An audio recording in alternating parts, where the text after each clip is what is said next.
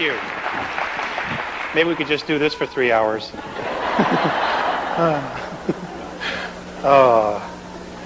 Thank you very much. This is the largest crowd I've ever spoke to. I'm usually used to about 100 or something. I want to thank Jay-Z and the school and Ramtha at some point when I get to meet him. Thank you very much for inviting me. I was really surprised, and I have a friend named Val Valerian, and I got on the phone and I called him and I said, "Hey, what do you know about this bunch?" And he can attest to it. He said, "Well, I'm one of that bunch." So here I am. Is Val here?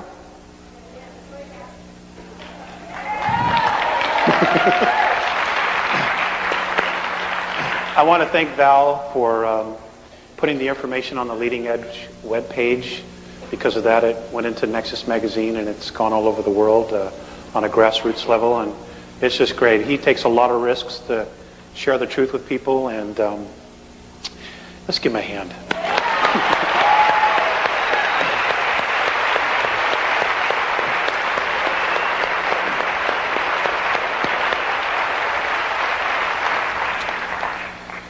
Okay, brief overview.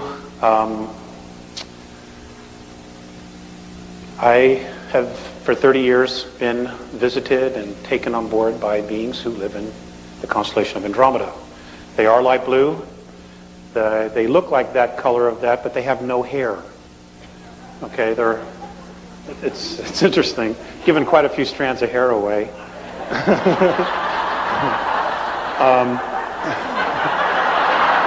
Used to be a lot more hair here before the contacts, you see. This is what 10 years will do. Gosh, I hardly know where to start.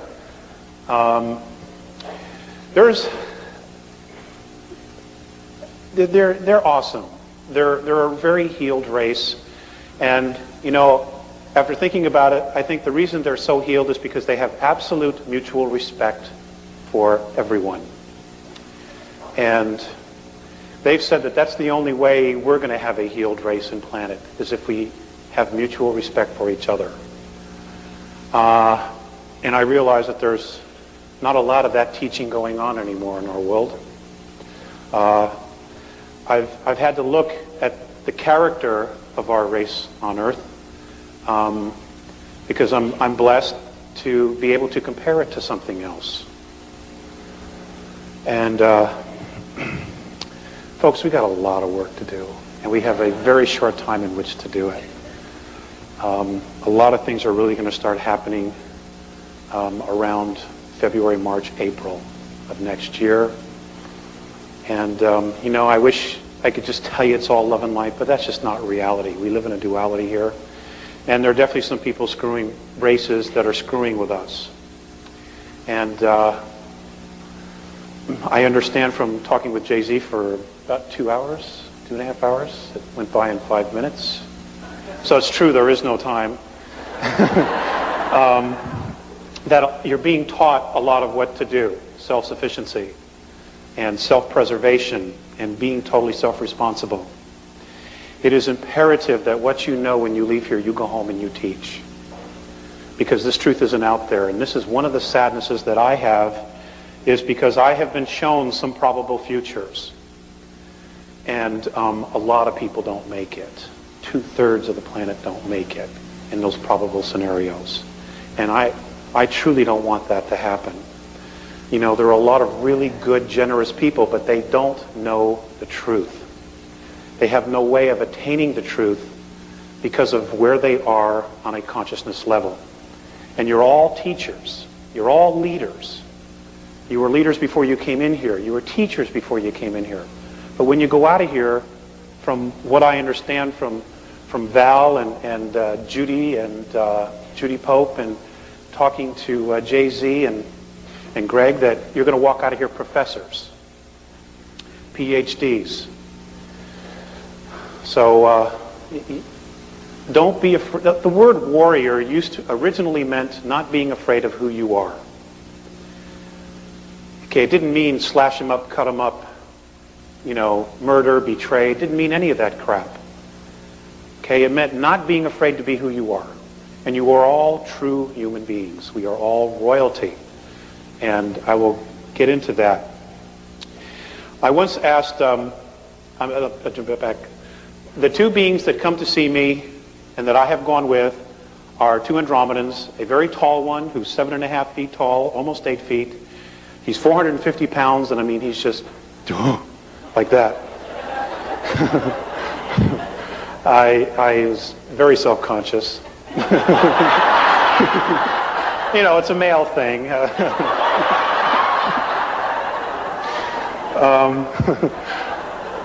His name is Morine. And the shorter one, as they get older, their skin pales, they turn to white. Their average lifespan is, in our linear time, would be 2007 years. So of course you see a lot of changes in that amount of time. I mean, hanging out here for 60 years is just the weekend,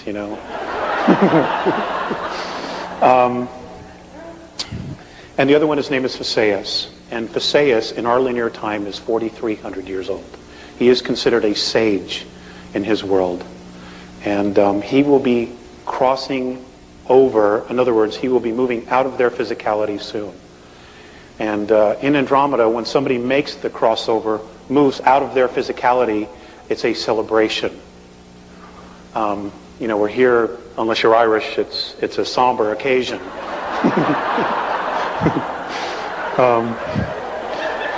The Irish have the great right idea. They party, divide his clothes and everything.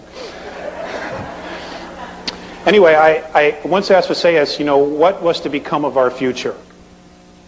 What was going to happen to us? And I want to read you this definition of what he said. Now, some of you may have already seen it in the magazine or visited Val's website or, seen the bootleg videos that are all over the place. But this is what they said. Responsible freedom of self-determination. Becoming truly self-confident and free. To unconditionally be responsible for oneself without being coerced to accept some higher authority. Now, I understand this is exactly what you're being taught. And I knew, which is really nice, is this is confirmation not only for me, but also for Jay-Z and her people. Because I didn't know anything about Jay-Z until about 3 weeks ago.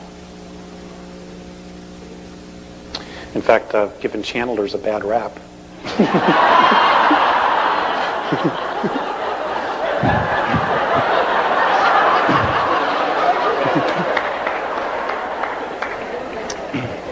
So, what you're witnessing is me eating crow. Oh.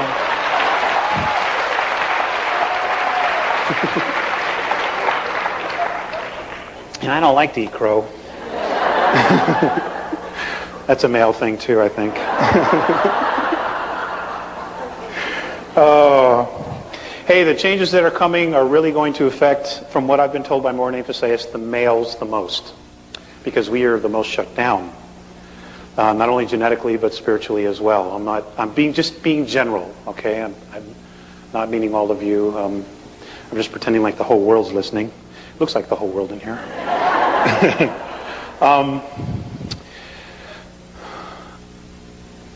One of the most profound things that I had to experience was that I was living in Lake Arrowhead, California at the time. This is 1987. Contacts had resumed for 2 years. And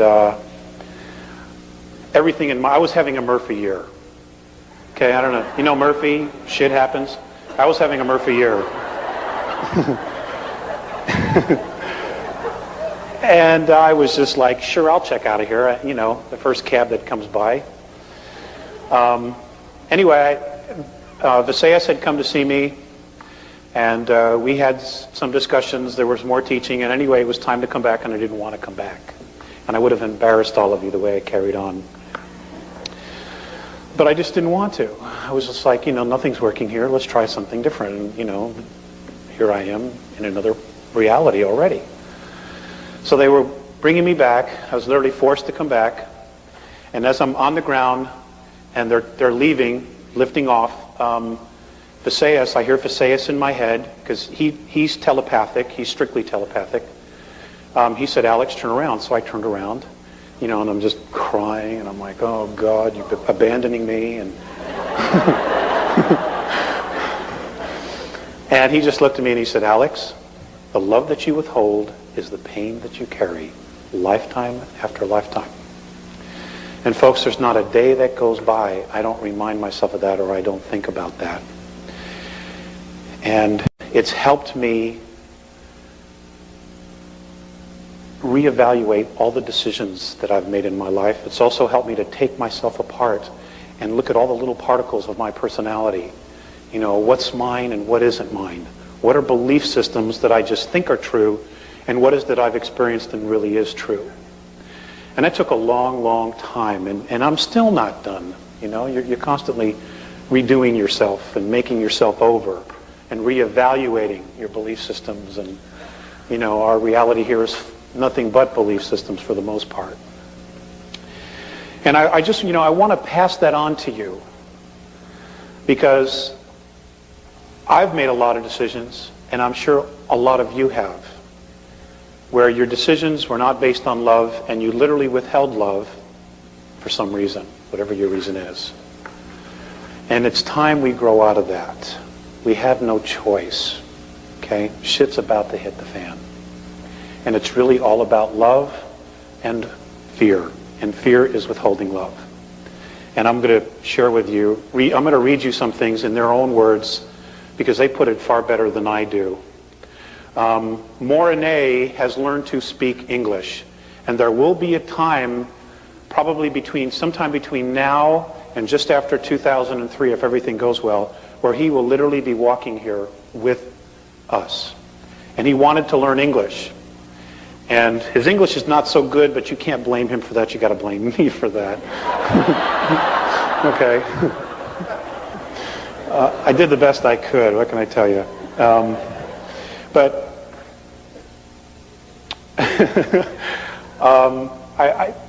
when they talk to each other, they talk telepathically, and their language is holographic, very much like the ancient Chinese language or the ancient Japanese. They're literally holographs, but you can't just pull them up off the page. And holographic language is entire concepts like this. So you will just give one symbol, and in that one symbol is maybe 10,000 years of a history or a meaning or a teaching. And it's very hard to describe, and it's taken me a long time to try to figure it out. And they were very, very patient in teaching me how to understand their language. And I want to do questions and answers because there's so much locked in my head that I have not tapped into yet. And unless you ask the question, or somebody asks the question, it doesn't come up. Okay, so I'm counting on you to ask some really good questions. And if I don't know, I'll tell you I don't know. In my conversation with Jay-Z, she has a very strong foundation because of her teachings with Ramtha. I don't talk the same language. I'm really a simple, complicated guy.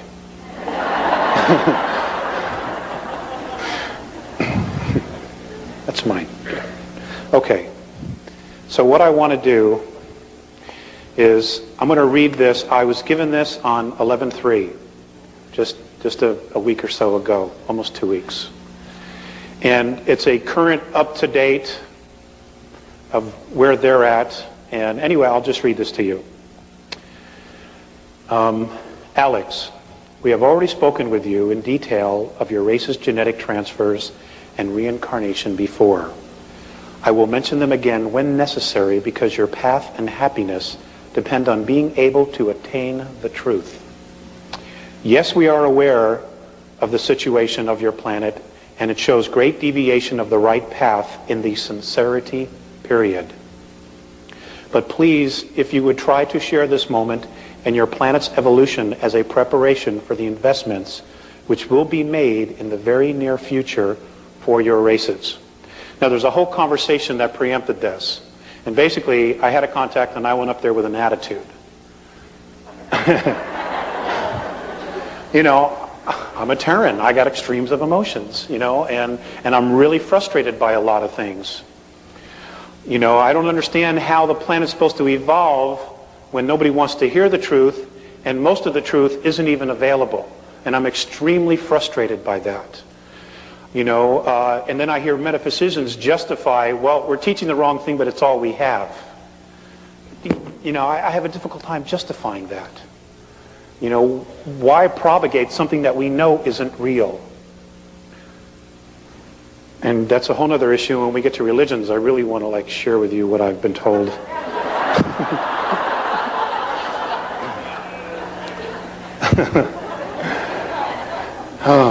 Okay, this continues. Since the removal of conditions by density technology, your evolution is going to a faster pace. I think you say than before. We have had to raise the frequency of your planet to move change and enlightenment along. Such a broad word you use, this word enlightenment. It was necessary.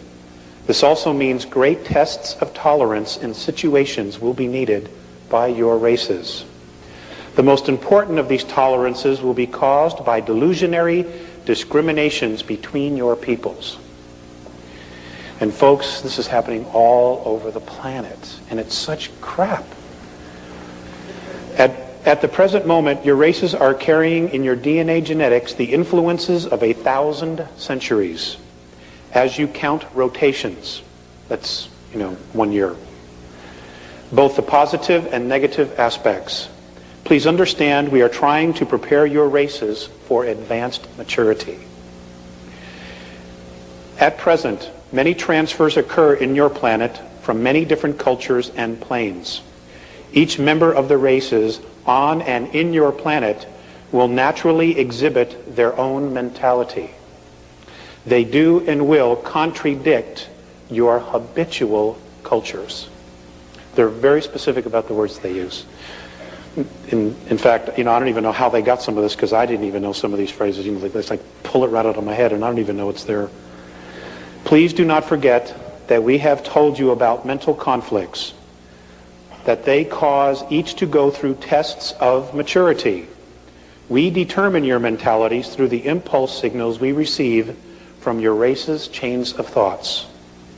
Now the selection of man or woman and the situations they transcend are much more difficult, because their preparation of the future is in accordance with their level of consciousness. Alex, you cannot help all your races. Each member of your races will feel their essence in the balancing of positive and negative as they have done, and it will be weighed in their own consciousness. Those who prepare and invest will be prepared for the evolution to another density. The continuance of your planet, the continents of your planet is changing very quickly. Please don't confuse our compassion for your races with a love for your planet. Please understand that they are separate with our race. We are neither pleased with your world's riches nor dismayed by its poverty. We came to here to assist in the period of sincerity, the clarifying of the original intent in all of us in this Vadya. The Vadya is a tone that they use, and that particular tone means holograph. They've always referred to all of this as a holograph. Because of lineage to your races, we have returned to you. Your world is a place of veiled consciousness. In order to be embodied in physicalness, all frequencies should be assembled in a whole intent. The very distresses, the many anxieties are the result of conflict with the limitless awareness in your races. This is the reason why your planet races cannot attain your own selves, and yet you desire to possess everything. The reflections of your evolutionary state of physicality cause your races not to live comfortably on your planet. Your present religions cause your races to unify your physical bodies with your abstract egos. You call this progress. We do not. Stop looking to your physicality to bring you enlightenment. Your bodies are the effect of the cause, which is intent, moved by emotion, which creates physicality. This is their perspective. During previous past times in your third density, education of the soul took many incarnations of life and death of the physical body. Situations and reincarnations would reflect the system, it appears. All beings would transcend your physicalness in accordance with the degree of consciousness attained. Since it appears that your races, having no concept of the law of consistency, became very fragmented in extremes. Religions became divisions of beliefs, and conflicts among your races took place. The worship of belief systems and idolatry came into existence. Reincarnations have become history, and by this means your races, Alex, and others than yours, have a probability of directly attaining your full essences. The reason for telling you this in all clarity is to free you of the conflicts and contradictions, so your races can attain the truth as soon as possible. So don't ask us about yourself. Ask about yourself to your own self. If your races cannot attain the truth and cannot be unified with your original intent, we will not be able to be in touch with your planet races. Since the ego consciousness in your races still goes on, and since you cannot break the denial of your inner self, your races become detrimental to the planet and to your planetary system. At this moment, there are many beings who cannot attain genuine respect for self and self-awareness in our galaxy. They as well are being kept under control. Their evolutions are being made in an indirect way. Your races have also been persecuted and manipulated by other galactic races from planetary systems, negatively charged other than your own. I'm glad you got that. Since during your different past time periods, they have tried to prove to your ancestors their own technical power. Fear has been created in your races. We have returned to convey the truth, to erase these fears. Since your planet is the site of both the most primitive and most high maturity, it is very full of contradictions. Your religions, which have helped many to evolve, have not been released. Your races have refused to let go of a system of beliefs that have not serviced your planet for the last 453 rotations of your star. By freeing you of this, and with the use of common sense, we hope your races will attain your own selves and become fully independent. Be at one. Okay.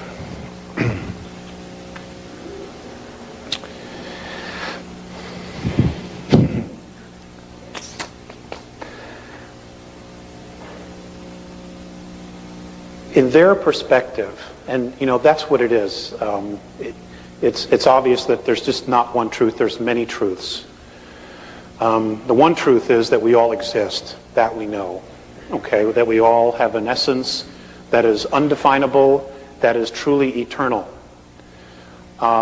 They say that third density, somewhere around the beginning of December, the year, what we know, linear year of 2013, will implode. It will implode.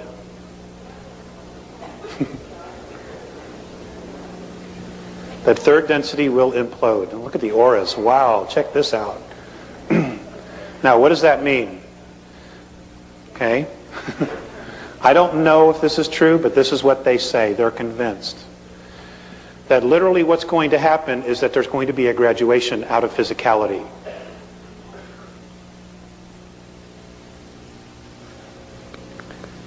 It means a lot of us are going home, And it means that a lot of others are starting all over, if this is what's going to happen. Okay? A lot of this has to do with our genetics. According to the Andromedans, our physicality is the sum total of 22 different races that have come down here, spent the weekend, messed with us, and then took off and went home.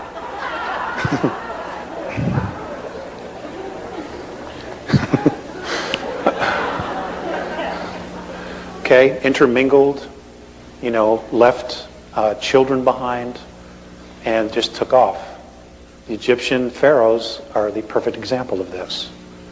Okay, the blue bloods, the English family, the Rothschilds, who are also blue bloods, are another example of this. Their blood is copper-based, and that's ET. Okay, that's ET. And the thing about copper-based blood is that you don't need a lot of oxygen. Your physicality tends to grow and have a larger lung capacity. Okay, so you can live in a lot of other environments where we couldn't. Now, what's interesting is that in our physicality, what we know as Earth, our atmosphere is getting thinner and thinner. I know that there's a lot of talk about the ozone, and it's a myth, that it isn't real, that there is no such thing as an ozone crisis. Folks, there absolutely is an ozone crisis. Okay? We are destroying, what I say we, all of us, are partly responsible for this. We are destroying our environment. According to the Andromedans, 3,500 years ago, the oxygen content was between 34 and 38%. They say today that it is literally less than 17%. Now, those of you who have studied biology, what happens to the physical body when the gas, which is oxygen, goes below 15%? I'm sorry? Somebody said you die? Yeah, that's right. Okay. Now, why is this happening? Because a group of beings who are Terrans, who are Earth beings, have been made a promise by a group of extraterrestrials that have Orion belief systems that if they will get rid of some of the races on the planet, that the extraterrestrials will use their technology and restore the Earth to its original state. Okay? Some of that genocide was to be done by viruses. And as most of you know, the AIDS virus was created. And there are others that are coming, anthrax and the bubonic plague. All of these things are coming back new and improved, I'm afraid to say, because there's some really, truly crazy people that are in positions of power on our planet. Many of them go back and forth from our planet to the moon. Now, you don't have to buy any of this, and that's okay, But I can tell you this, in the next 10 years, you will absolutely know for a fact. Richard Hoagland will be vindicated. He truly will. Okay?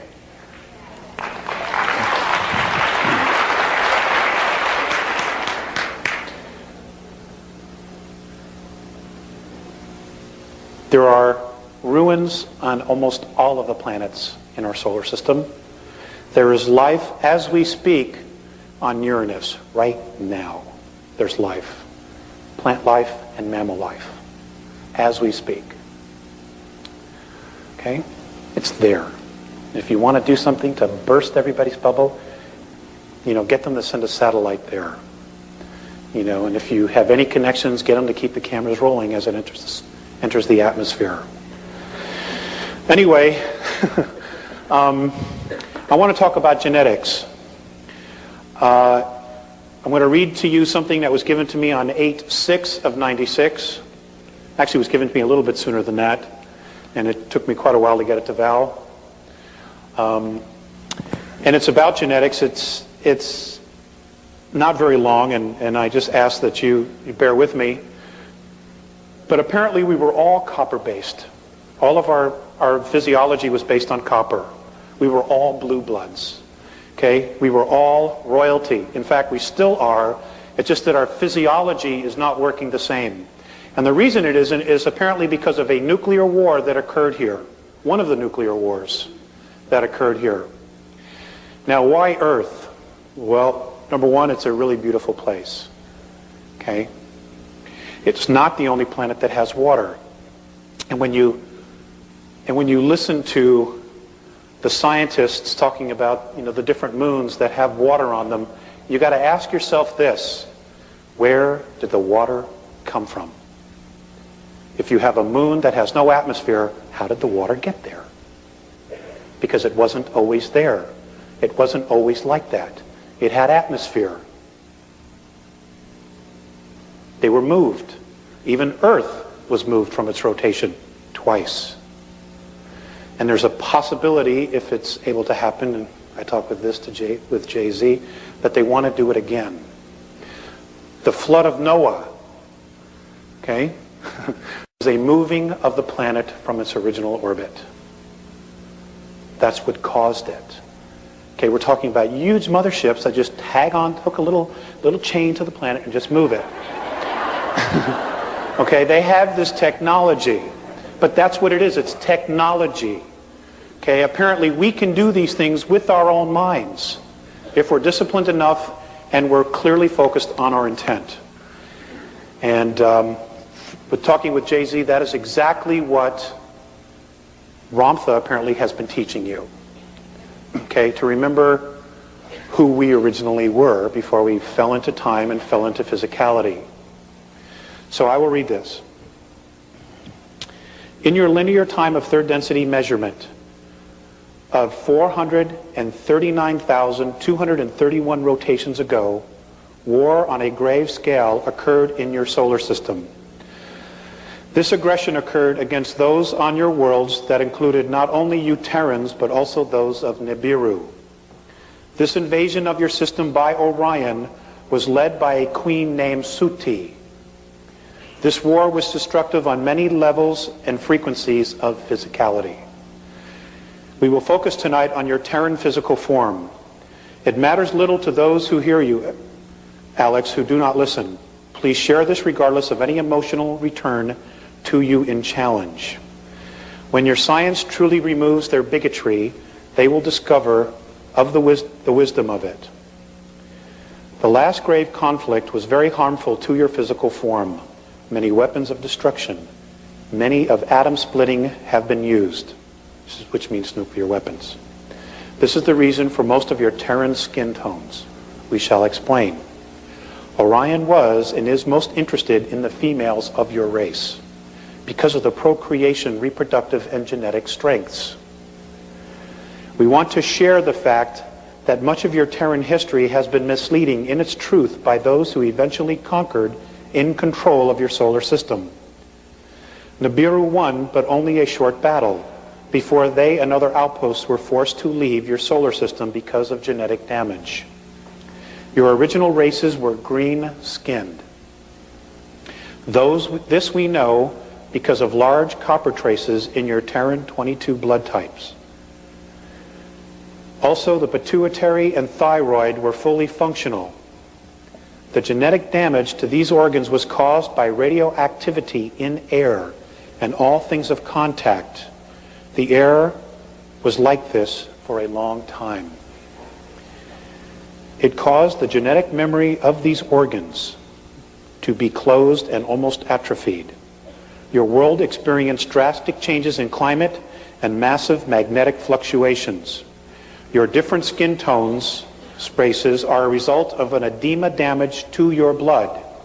It was then necessary for survival to create self-sufficient and contained environmental habitats, both above and below the earth.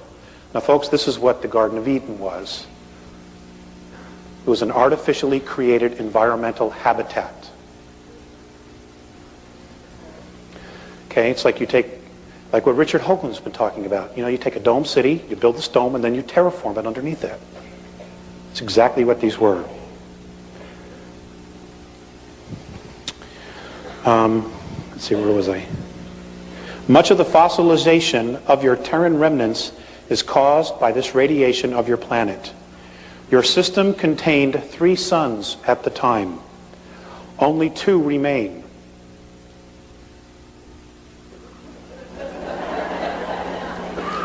I'll read that again. Your system contained 3 suns at the time. Only 2 remain. Write it down, it's a question. Your physicality, your physicality in its original form contained a great balance of zinc, copper, magnesium, and iron. Your true blood color was green, like your chlorophyll. Some, we have discovered, even had a gold tint in it. As such, your physicality could survive in a high carbon dioxide atmosphere. Because of this, because of this skin color, the only stars in your system that affected your physical form were in the color spectrum of orange, red, blue, and green. Now think about that. Okay?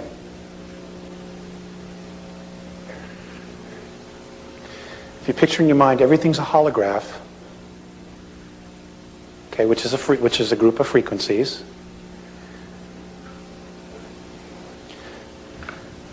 Because of this skin color green, the only stars in your system that affected your physical form were in the color spectrum of orange, red, blue, and green. Many of your Terran races were stranded on the surface. The genetic changes were the result of radiation damage. Your race went from green to red to yellow to black to white. Let's run this again. Your race, skin color went from green to red. It's the Native Americans, the Egyptians, and the Mayans. To yellow, which are your Asians. To black, which are African and Afro-Americans. To white. Your white races were then considered to be genetically the weakest.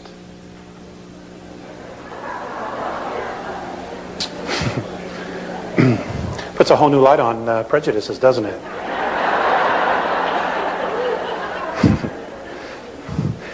I know the Nazis aren't happy about this.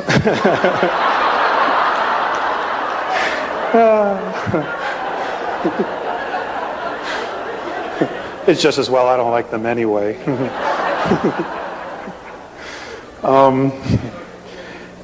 As such, the survivors and descendants of the war were genetically altered and became white through edema.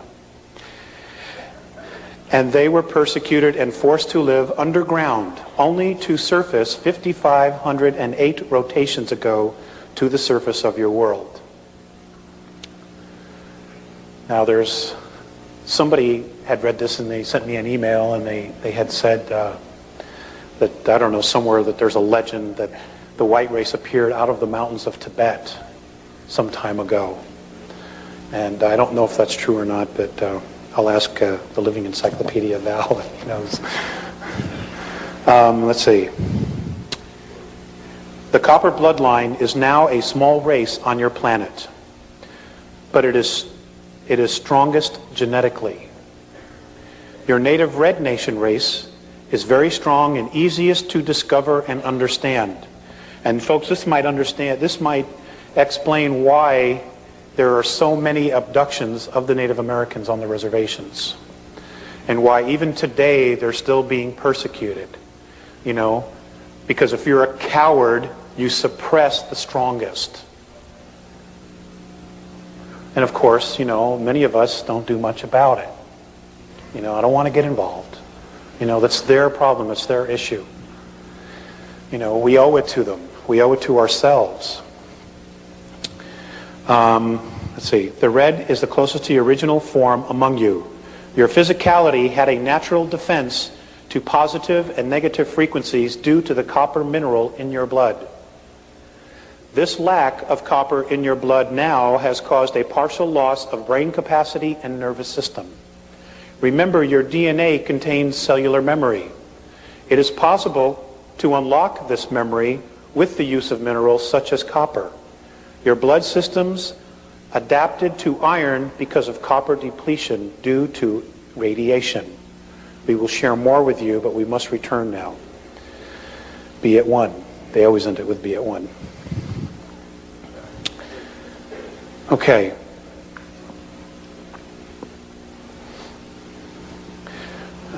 Just keep going. Are there any questions?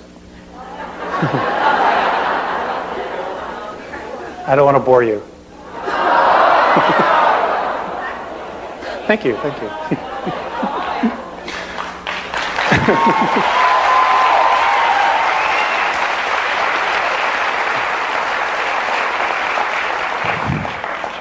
You guys are so great. I'd take you all home, but I can't feed you.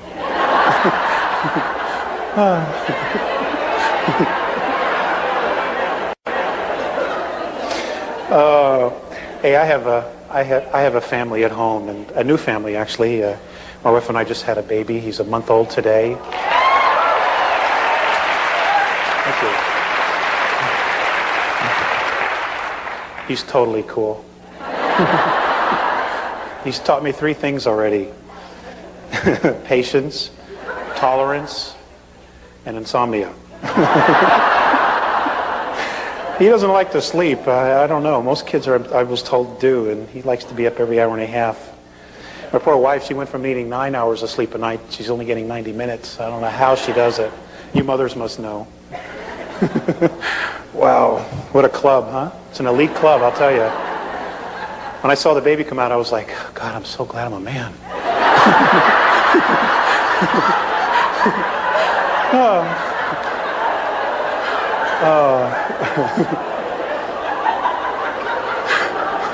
My wife said it was like passing a watermelon. I can't imagine what that's like.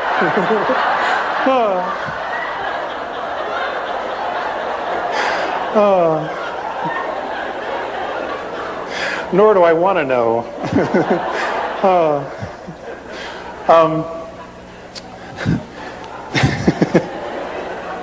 Let's see.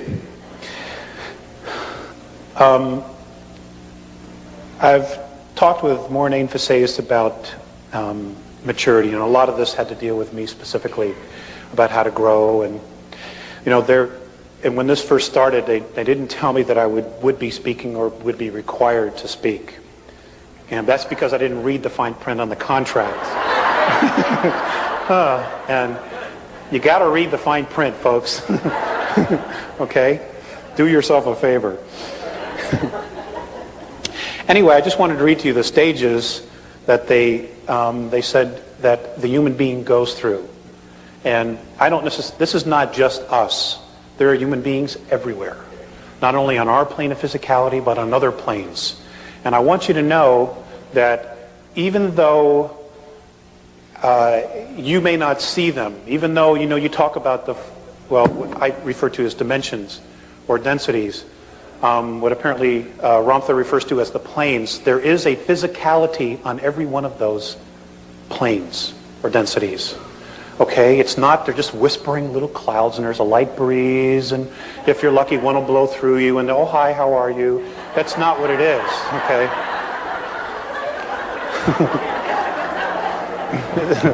It's a lot more complicated than that. So these were the stages that a true human being goes through during its evolution.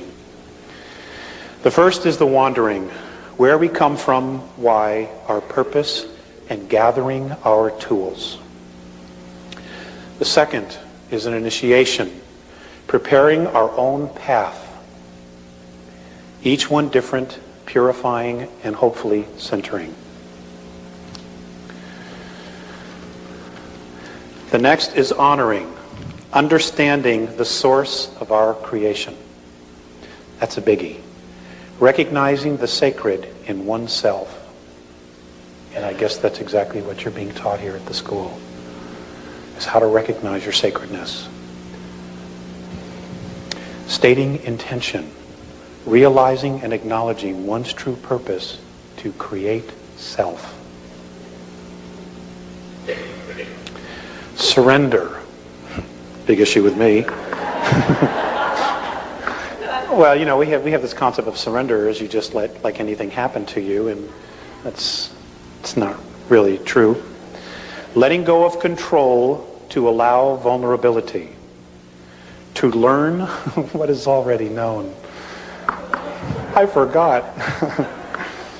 Embrace our own darkness. Walking into the unknown parts of self. Being and becoming the void.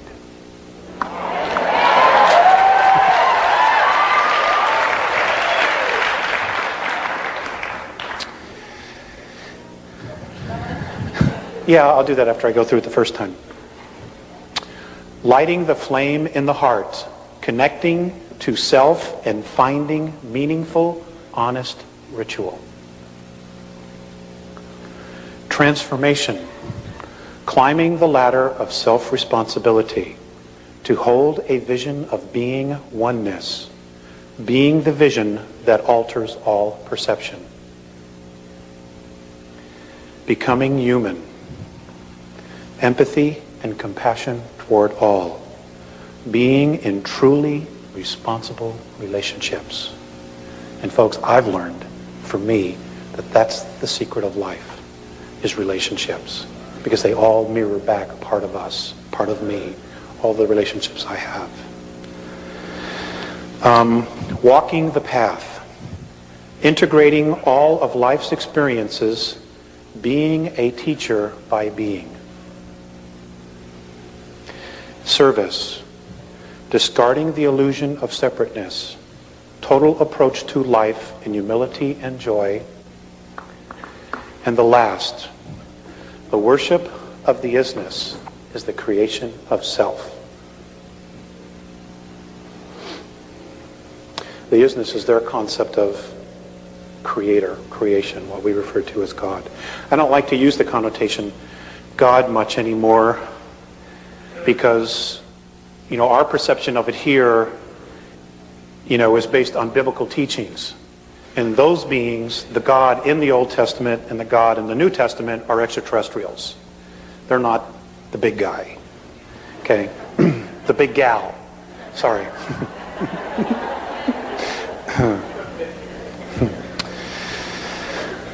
Okay. Are there any questions now? Okay. Let me get some water.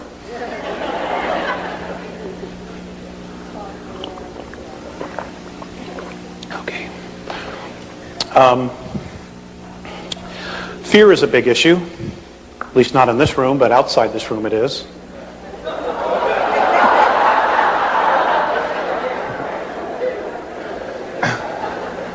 It is with me on bad days, you know.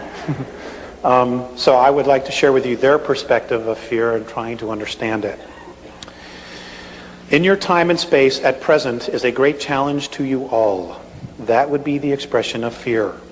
For any of you to be in fear is to lack clear understanding of most situations. We have observed that your world is at a most confused point in your history and evolvement.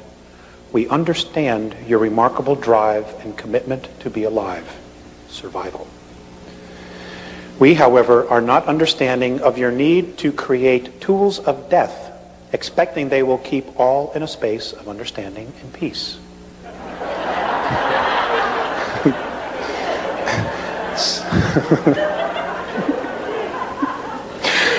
It's pretty obvious, isn't it? We have observed that you build, create, and plan in a space of fear, not in the consciousness of love. So your defensive position of institutions that create and employ are always then in a state of unraveling and disintegration. We share this with you because they drain you and your earth of energy, both the spiritual and materially physical. Fear always has to feed. Fear does not create itself. It has to feed. The fear we observe is difficult for us to understand. These are the Andromedans. It depletes you of your focus on the original intent. Now, they've referred to this a lot. And they've never come right out and said what the original intent was. But I suspect it's that definition I read you in the very beginning, that that was our original intent. It is elusive. It's a very secretive energy. Fear withholds love. This is most saddening to see and feel. How can we share understanding and love when so many of you are withholding from self and each other? You guys need some viral defense or something? Okay, please try to feel the words. We as a race are trying to express to your race. One of your original intentions in creating your physical reality is the idea of creating and learning to manipulate and express yourselves through physicality, using your consciousness. Okay, it is your consciousness that is the gift of the isness that the isness has given you, and in fact, all things that bear spirit. It is the gift that has been clouded, and most importantly, clouded by fear. This creation of fear is completely irrational to whom you all are.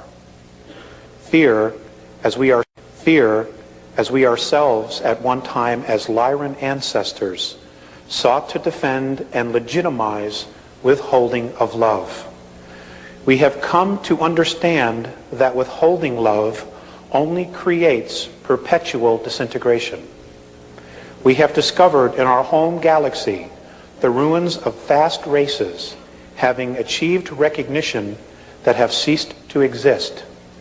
They destroyed themselves simply because they withheld love and drained the very life force out of their intent and imploded and destroyed their self-creation.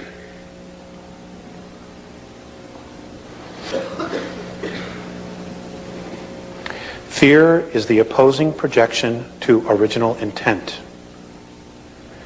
The first projection of fear is denial.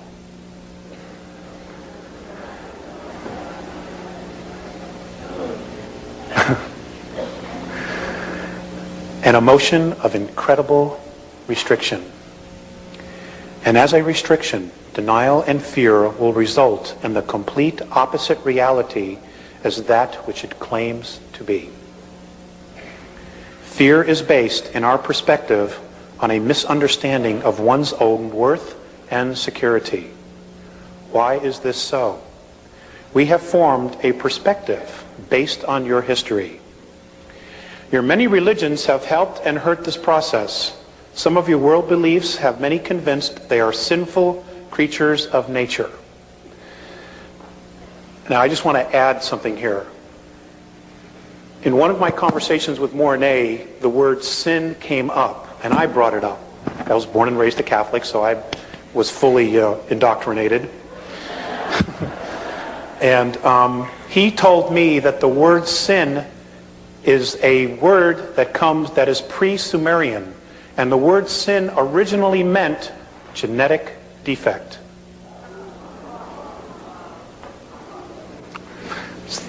So maybe that'll help you with a perspective when you read the Bible again, if you should read it again. Some of your world beliefs have many convinced they are sinful creatures of nature. Your sciences teach that your physical form is a pool of chemicals thrown together by accident, so that you are all an accident. Living meaningless lives of chance. And folks, the first group of ETs that get here who are not going to be benevolent and they're going to pass themselves off that they are going to be telling you that basically that we are their creation, that they own us because they created us. And the fact of the matter is they didn't. Okay, it's another lie, and the first group will probably be those from Sirius B. that will be openly contacting us. They're full of shit. Okay?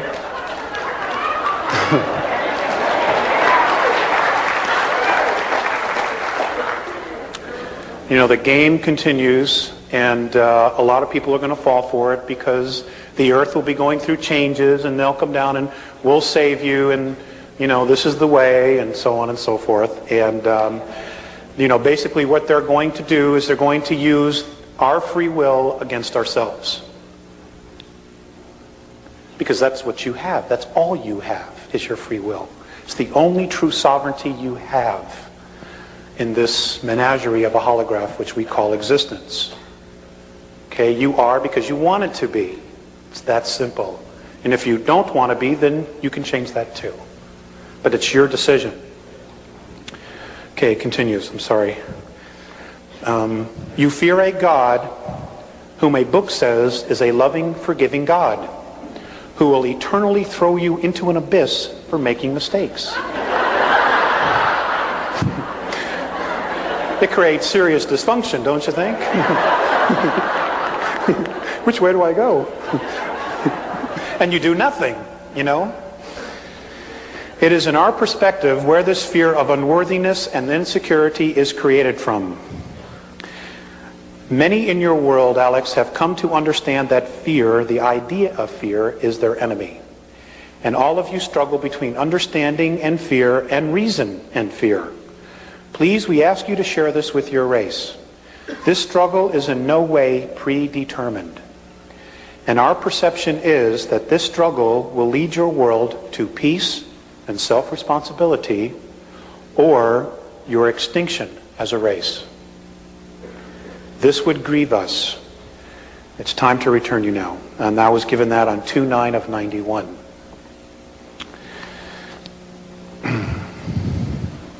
So,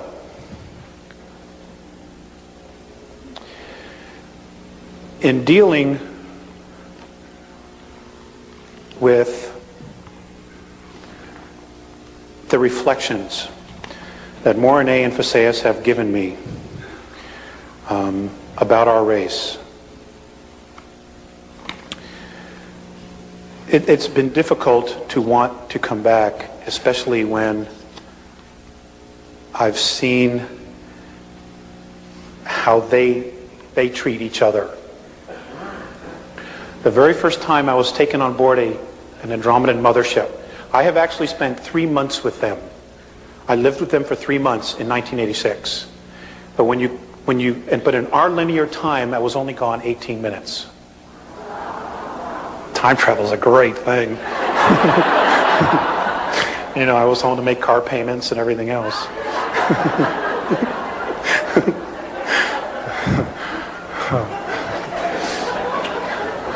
And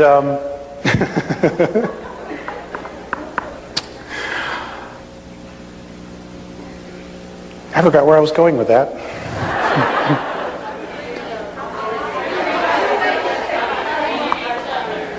Oh, okay. How they treat each other. Anyway, the first time I was brought on an Andromedan mothership, and they are 900 miles in diameter. Okay. They are completely self-contained worlds.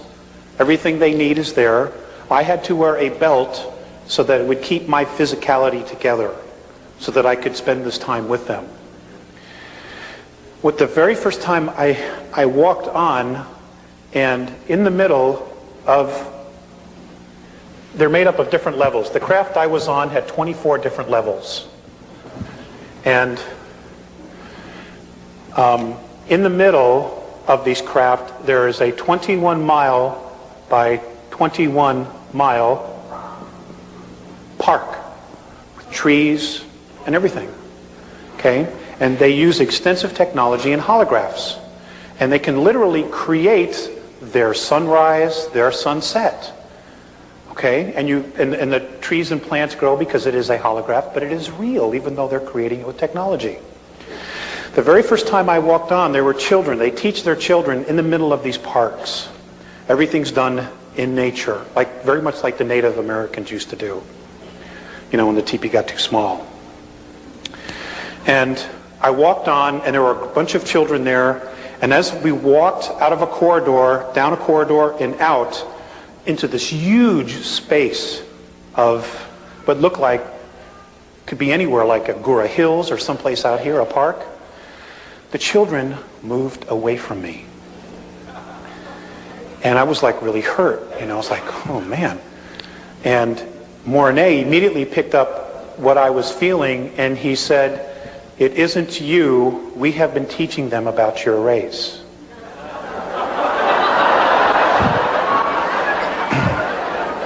It's really not all that funny. Okay? They were afraid of us. And these are children I have never seen before, but immediately felt our energy, my energy, because I represented all of us. And I do the best I can, sorry. I mean, but I got my own stuff to work out too. So, they're learning, and I'm amazed that they still want to come back and help. Another time I had been waiting for them. They finally showed up, and as I was walking into the control room, I was being led by another Andromedan. Mornay was looking at a bunch of meters on the wall and some monitors measuring our atmosphere, and he looked really sad.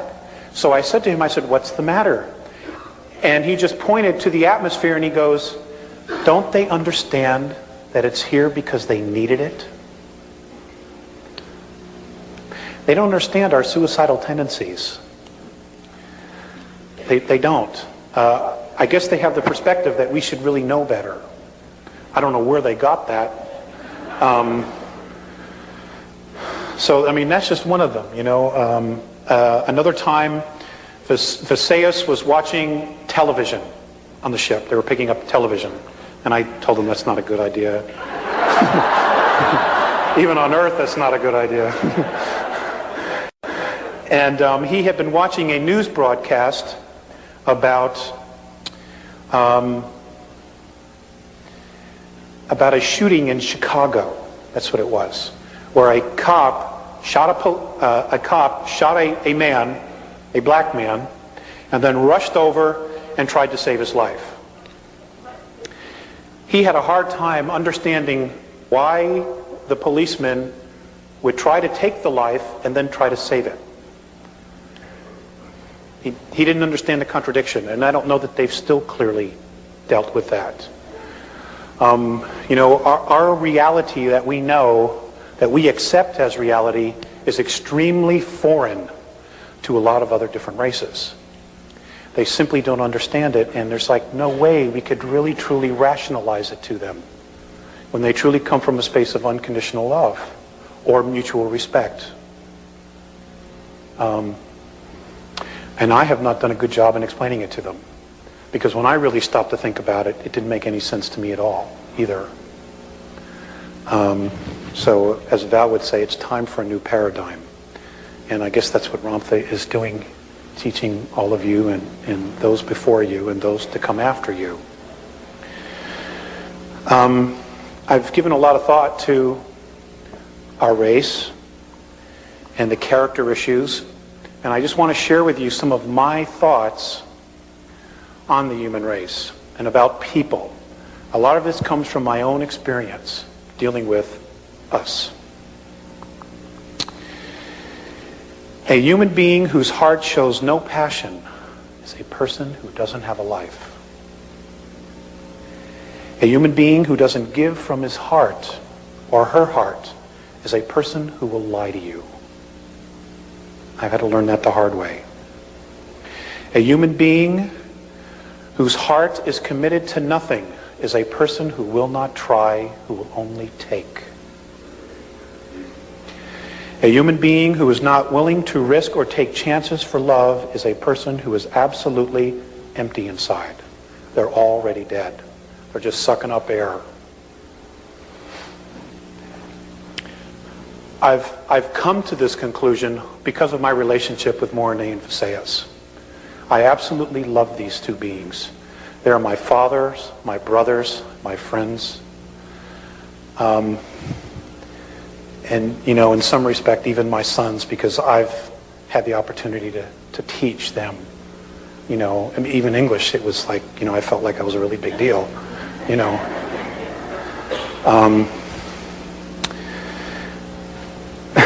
There's so much information out there that is totally bogus.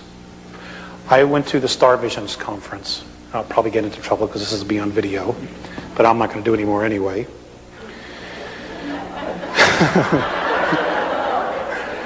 I don't pull any punches. I really don't. I mean, what the hell? Life's too short, right?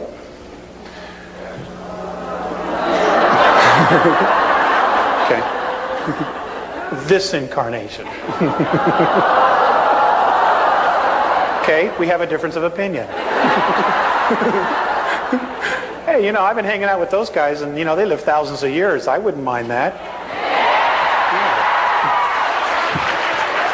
But I don't want to live 1,000 years here. Not the way it is.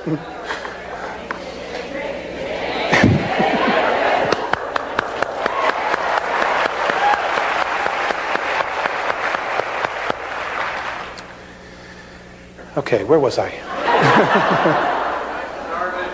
Star Visions, thank you.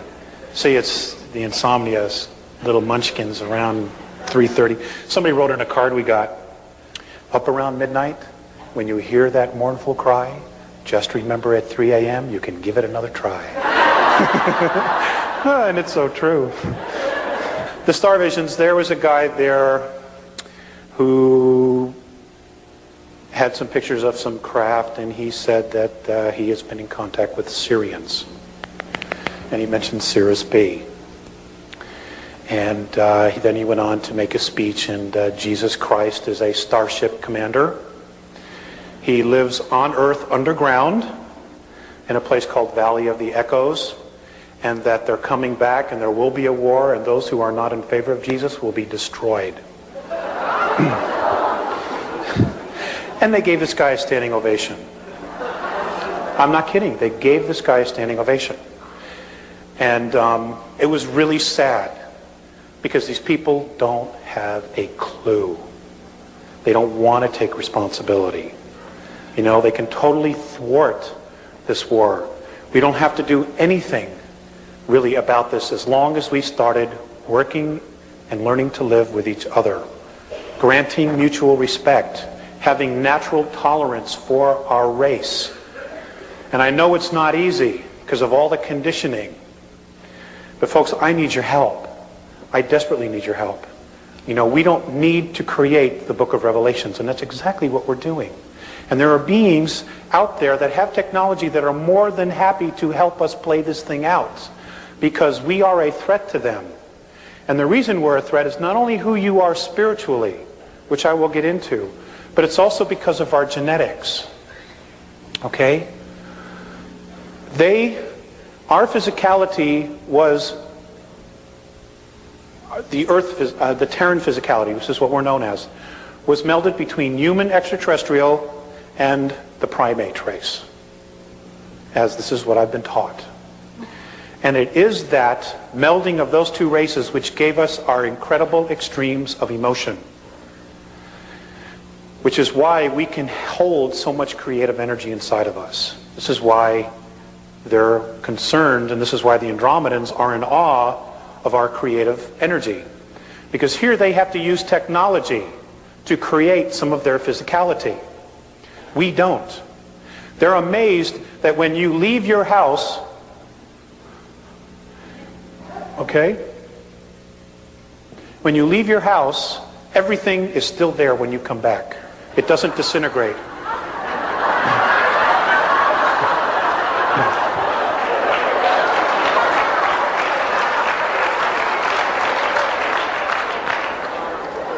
Now, if you live in South LA, well, then you got to worry about your stuff being there.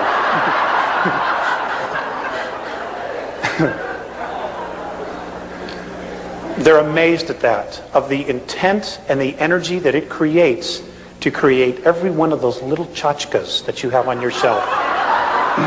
They're amazed. Because they're very simple. They're very, very simple. They don't have all the little stuff that we have.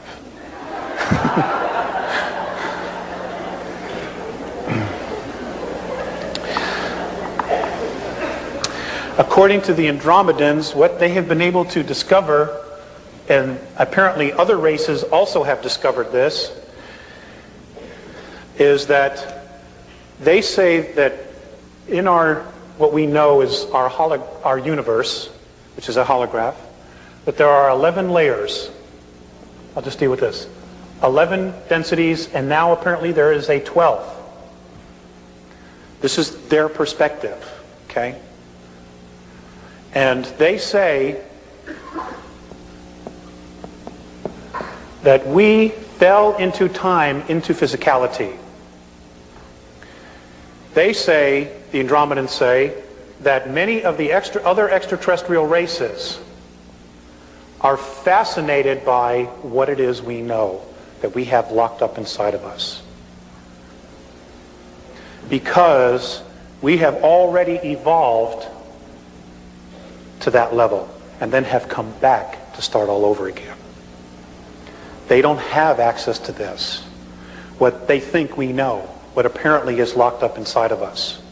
Not only that, but apparently we specifically chose this physicality because of the vibration that we held, because of the primate and human, because the physicality was able to hold such an extreme of emotions that we chose this physicality.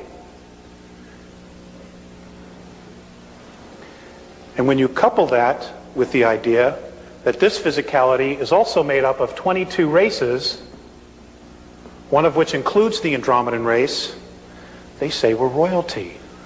They say that every single one of you is royalty on this planet. That you are royalty. And that many of the other extraterrestrial races, particularly the benevolent ones, acknowledge this because of the fact that we are spirit and we have these genetics inside of us. The dark ones, which include the gray men and others, they see us as beasts because of the primate. How can we allow this to surpass us? And this is why the constant genetic and mental manipulation. And in talking with Jay-Z, like she was saying earlier, we talk different ways, but we're really, in many respects, saying the same thing. They're concerned that once we move out of our prison of third density, that we will radically change everything.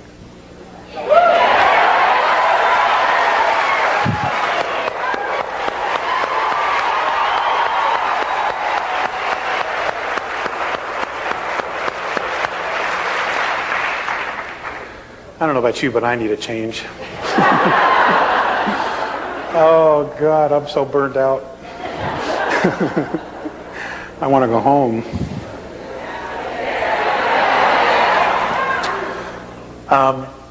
The Andromedans told me that the reason that I am one of 4 contactees, apparently there will be more added in the very near future, and I hope that some of that has to do with my griping.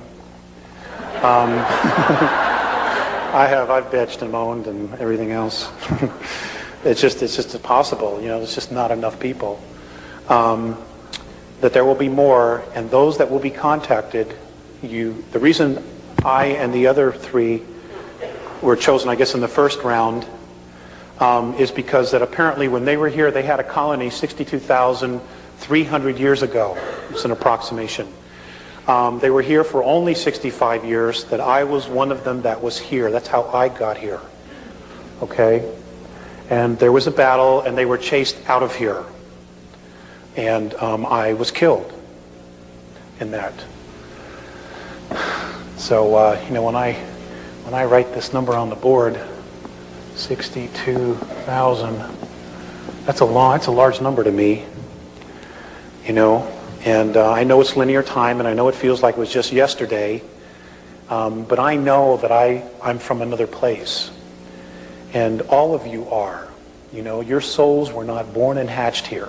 I can tell you that. We've all come from someplace else. They say that our universe, what we know is our universe, if we were to put it in our linear time, is a 21 trillion year old holograph. They also say that there are 100 trillion galaxies total in this, which we call our universe. That's including the other dimensions. 100 trillion. And some people still don't think there's life out there. I don't know what to do with folks like that, you know? I have some really good friends that I work with that are, you know, very, very good people. They're very awesome people, have full of integrity, but they are convinced that there's going to be a rapture and they don't have to do anything but just wait. And God, that pisses me off. I mean, there's so much work to do and you're just going to sit on your butt and wait? Suppose he changes his mind, I said to one guy. He goes, oh, he couldn't do that. I said, is he God? Well, yeah. Well, then he could, you know?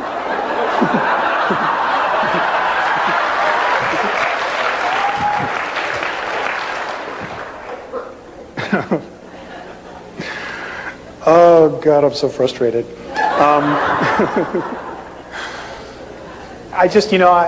I feel the pressure of things starting to get tighter and smaller. And it's really great to see this. I was very disillusioned last weekend, and I had basically told my wife Carla, I said, that's it. I'm fed up. I've had it. You know, I even thought about not coming because I was just so burned out. Well, you know, folks, it isn't easy walking these two worlds. You know, right?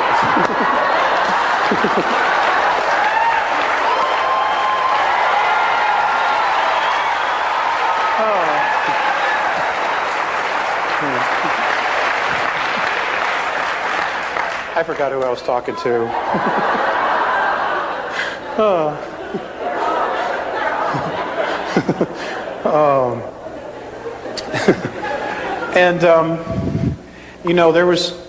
There are times that when I go out for walks at night and I try to call them down and they don't always come.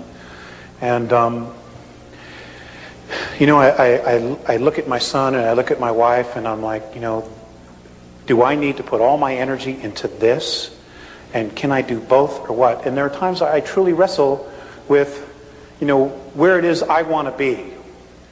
Because the two realities are so extreme. When I go up with them, I am so free, I can't even put it into words. And when I come back here, it's just like, there's the phone bill, the electric bill, the gas bill, the car payments, the insurance, baby diapers, formula, goat's milk, all these little things, And I say to myself, God, they really got the right idea. They keep it real simple. And all their energy goes into creating themselves. They're not distracted by all this other stuff. And I wrestle with that a lot. And I haven't come to a conclusion yet. I'll keep you posted. Okay, I want to read you something else that was from Phaseus. This was given on 6/5 of 96. The most necessary action now for all of you who are aware is to do what you are capable of to illuminate your degenerated societies. Consciousness is your scale. It always provides balance, which does not fail. It speaks to those and tells them what to do and what not to do, to one or all beings who choose to be evolved. The administrators of your governments are responsible for professional order, not your moral codes of order. The key to your happiness, Terrans, is in the hands of your own consciousness. We have perceived that you Terrans have arranged your lives not according to yourselves, but according to others. Your disappointments are due to this fact. This kind of conduct of yours is what is limiting your races. Each one of you is a free soul, a free consciousness. No one is the servant or slave of anyone else, though the hidden ones would trick you to believe otherwise. Mutual respect is imperative for a healed planetary race. Help is being extended to you, if you so want it, because of our genetic lineage to your races. We would like to be with you during your difficult times, and we are right on the edge of that. Today, you are a planet and a race that destroys itself in ignorance. Your goal is to uncover the genuine human beings lost deep within yourselves. Always be at one with yourself. And then he went on at another point and said, we have been in communication with many races in discussions regarding militant decision making. We all agree that conflict in the end serves one purpose, to create fear. And this, we know, removes the original intent from creation. We are hopeful that sincerity will gain a momentum. Just because they have these really fancy ships and all this other stuff, it doesn't mean that they're great guys to go have a beer with. Okay?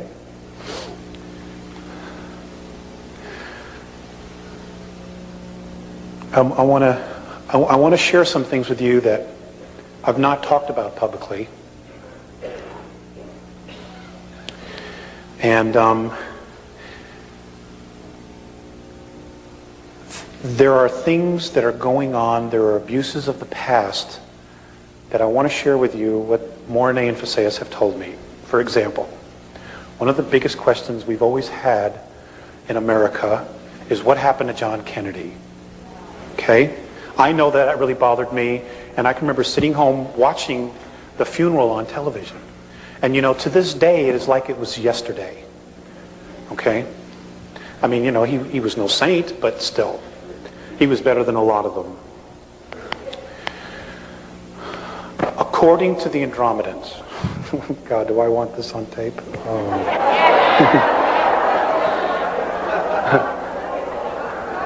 I just remembered.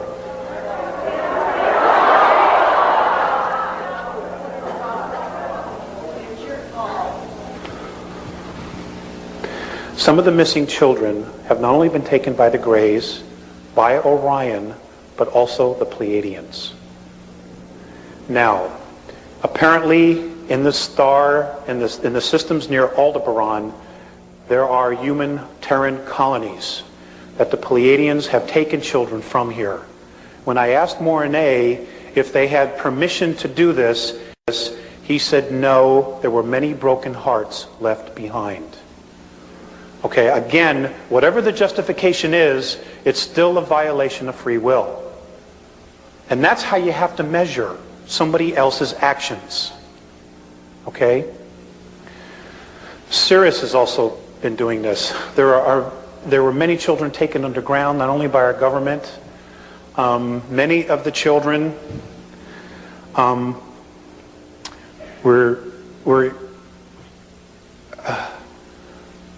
were eaten. Okay? And I see a lot of heads shaking up and down. I just want you to know that the Andromedans confirm this as well. And ladies and gentlemen, they are our future. Whatever it's going to be, they are our future. And you've got to protect your families. Okay, the family is the target. Because that will pull the rug right out from underneath our society in a heartbeat. Because a lot of people find their strength, even if they're cowards, they find their strength in their families. When that doesn't exist, then we got big time problems. Children are leaving this planet at least 100,000 a year. And you're not hearing about it. It's from all over the world. They're just being taken out of here. And the ETs some of the ETs feel like they have a right to do it. And basically, it's a deal that was cut with our world governments. Okay? I wanted to share that with you because it might help you when things totally start to unravel. And for those of you who are Americans, you're about to witness the great implosion of the United States government starting this year, starting after April. It's just going to start to unravel next year. Okay? The lies are going to start to come out. The truths are going to start to come out. And you're going to be blown away at how corrupt your government is. Okay, again, I forgot who I was talking to. You got to understand, I don't talk to an educated crowd like this, you know? This is really a treat for me.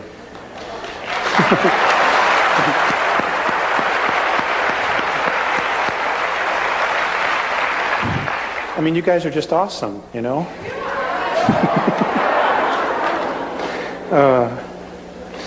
Let's see. I'm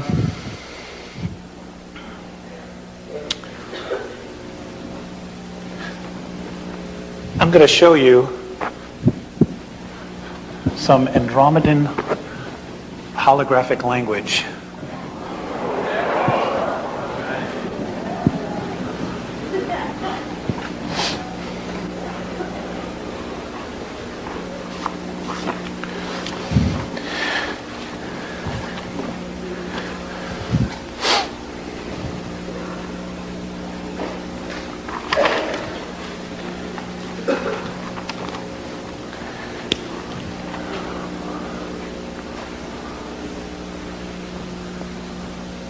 Now, remember, this is only 3D.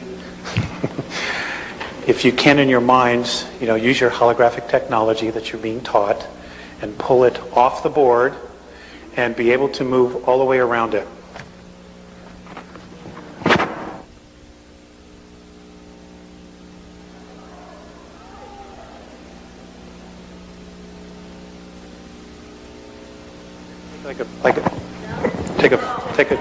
Take a 5-minute break in 10 minutes? Well, do you want to at least stand up and stretch? Well, you're gonna.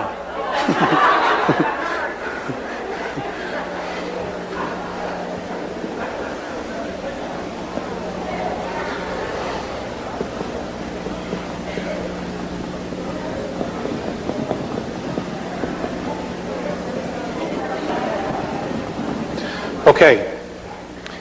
I'm not an expert on how holographs work, but in this holograph, if you could see it physically, all the way around, contains information.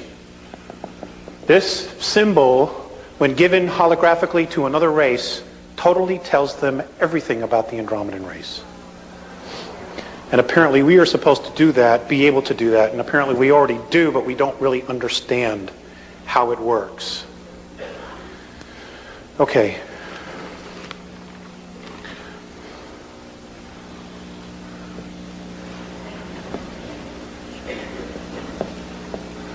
This is the symbol for love or mutual respect. This is not a money sign.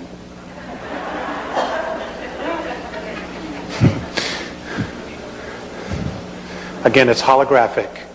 When they say this, if they were to project it inside of you, and you know, our consciousness and our both our hemispheres understand it, in this one symbol would be their entire concept and everything they know about mutual respect.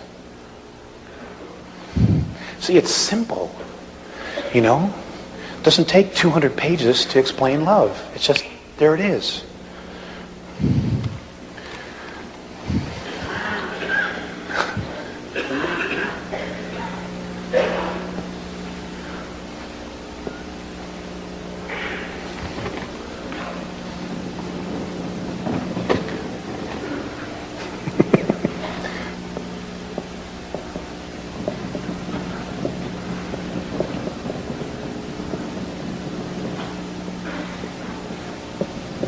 This is Earth physicality. When they give this symbol contains our entire Earth history.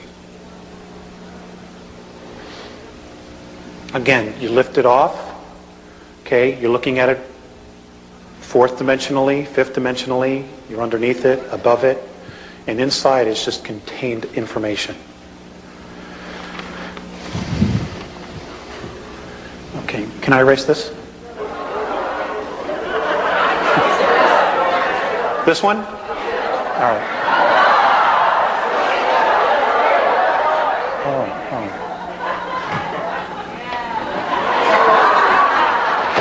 Thank you. This is very cool.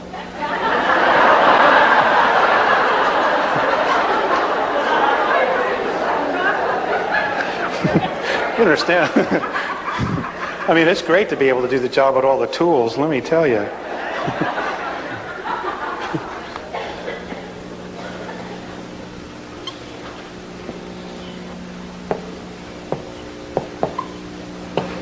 That's a symbol for war or confrontation. Oh, God, the water's really good here.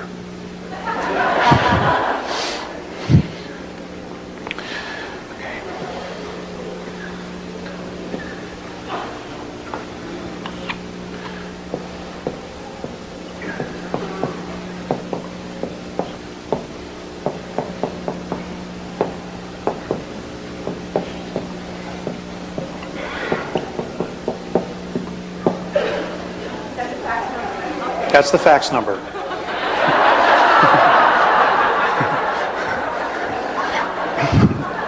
Or the email.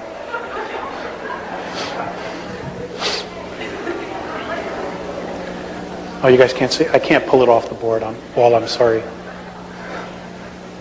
Well, somebody else over here has it. They can share it with you. Okay. Now, this is a much more complicated one.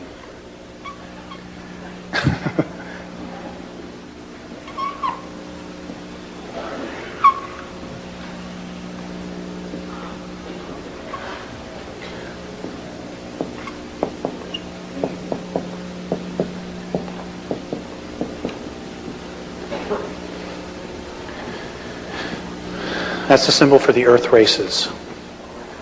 That's all of us. White, black, red, yellow, and green.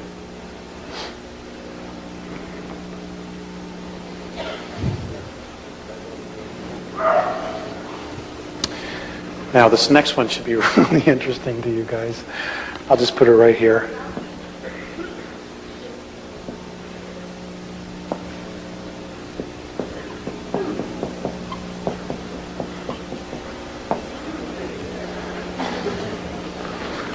Now, those of you who are into astrology, this is very similar to the circle cross, which goes back to history. And apparently that symbol is supposed to represent peace.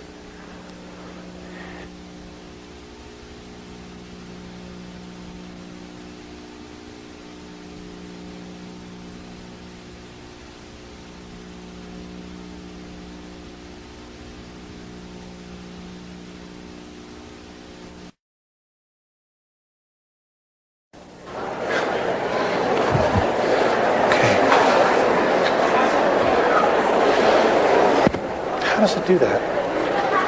Okay. Whew. I can't, I'm wired.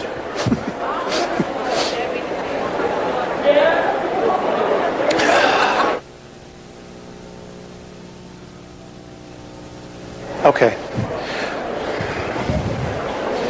Okay, thank you very much for coming back.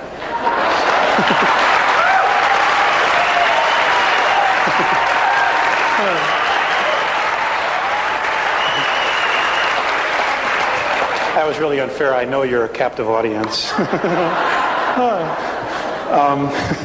Okay, a couple things that I was asked to go over again was the implosion of third density and what that really entails. And I know I kind of skimmed over it. So what I'm going to do is to share with you what I have been told. Now, some of you may understand the physics of this better than I do. I'm just basically the messenger. One of the messengers. Okay, according to the Andromedans, 21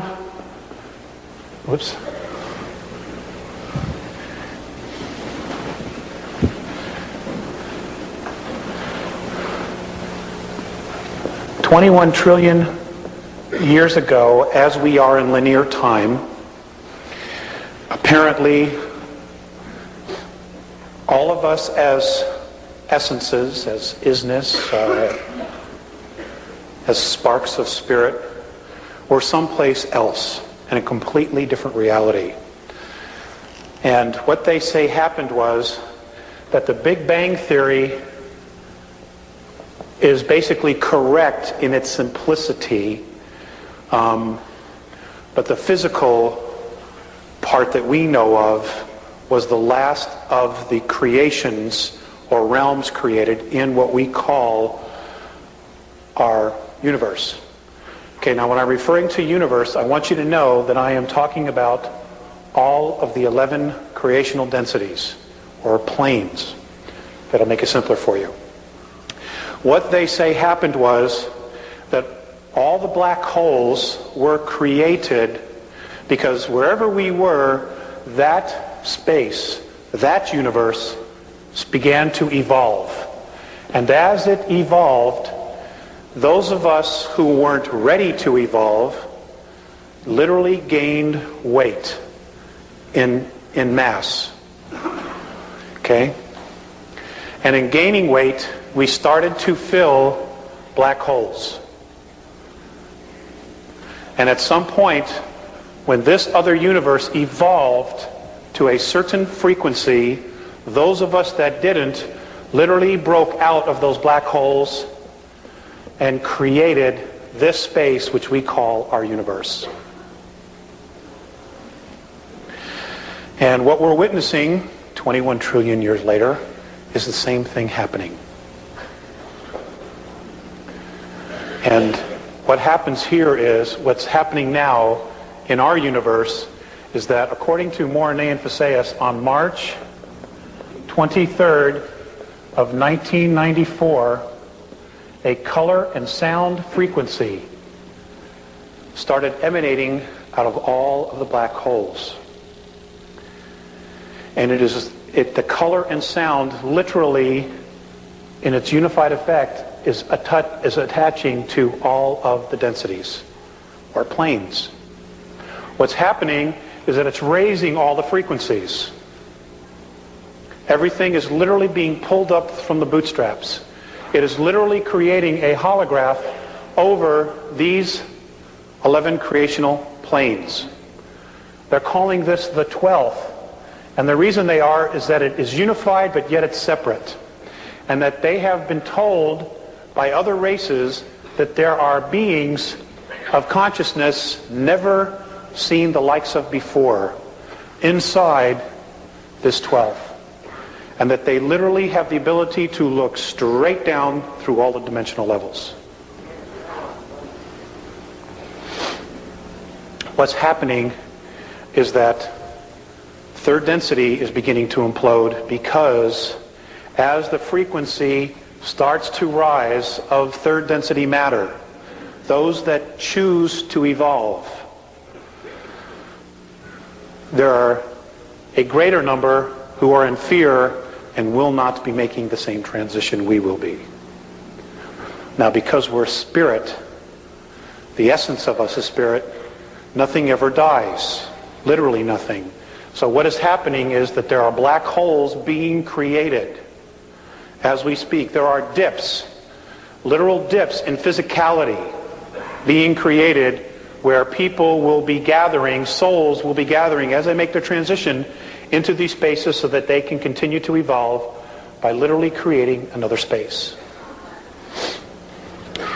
Unfortunately, one of these areas is between us and the dog star Sirius, which is why there's so much crap coming our way. Okay, you got a front row seat. And all I can tell you is, bless them as they make their transition. Because we've been there before, all of us. And I've been told on our planet that literally the probability is there will only be 400 million of us making this transition.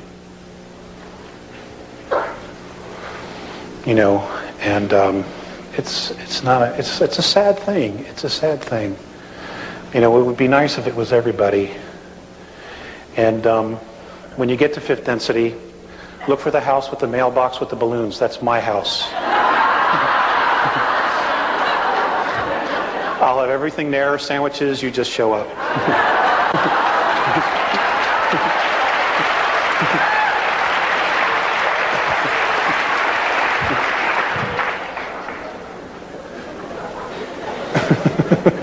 I'm serious.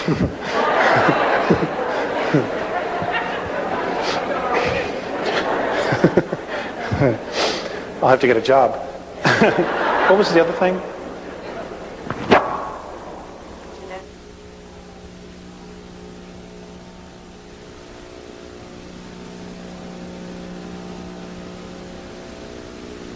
Okay. Now, going back to the genetics that I shared with you about us having the 22 different races and the primate race, and because of our apparent essences, where we've been on a spiritual level and then decided to come back and start this thing all over again, what's happening is we can apparently, our DNA can vibrate because of our ability to hold the extremes of emotion inside of us.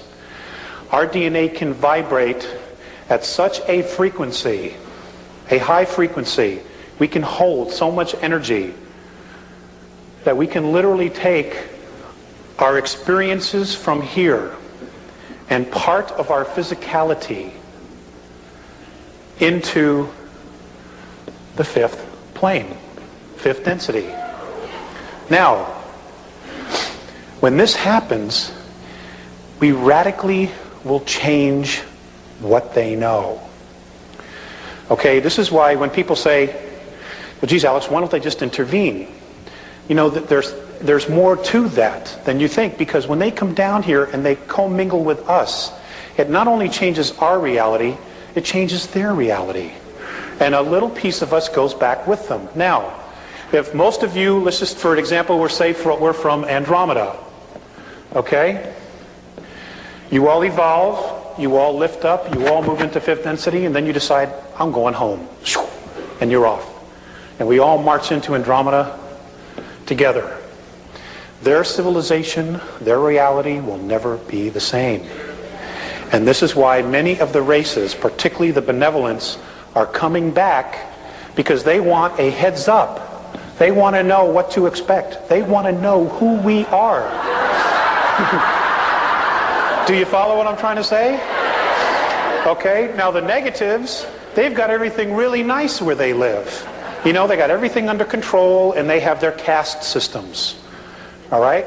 They don't want us walking in there. Let's say some of you are from Orion. They don't want you going in there and wreaking havoc.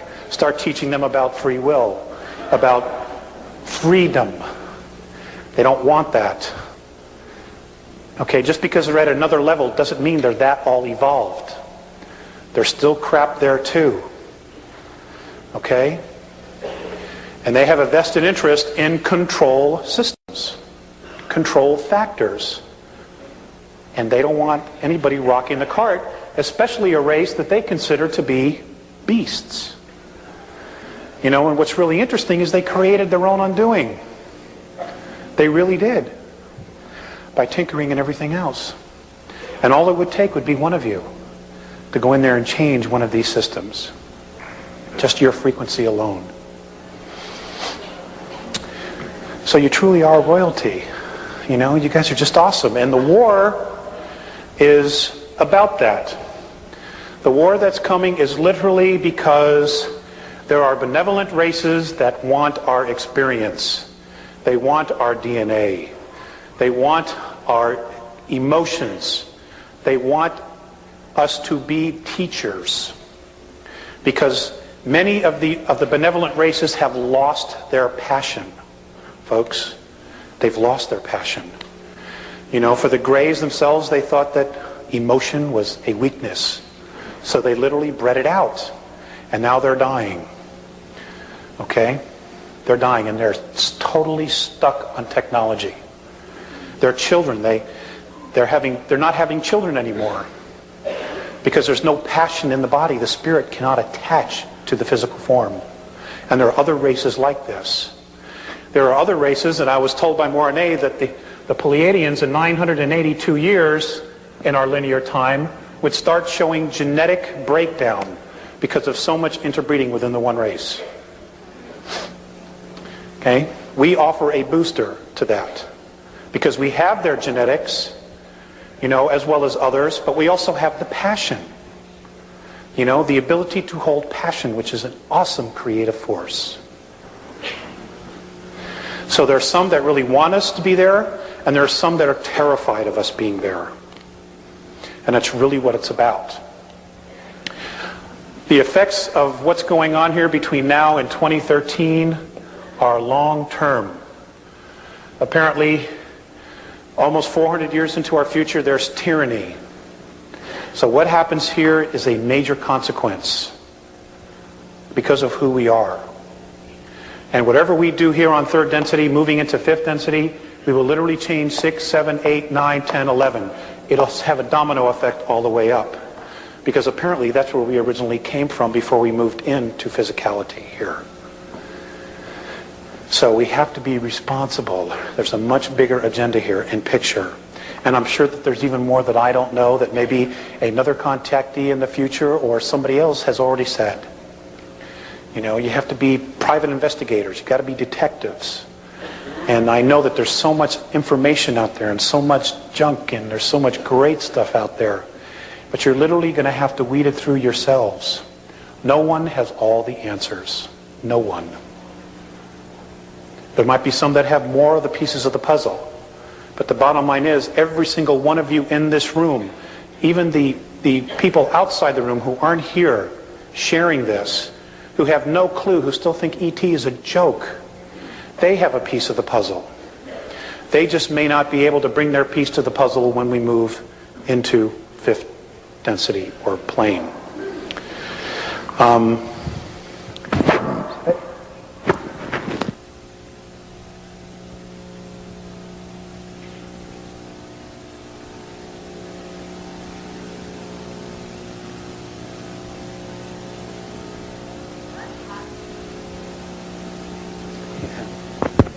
Okay. What's going to happen in the next 10 years? I have no clue. Hey, that's a pretty good cop-out.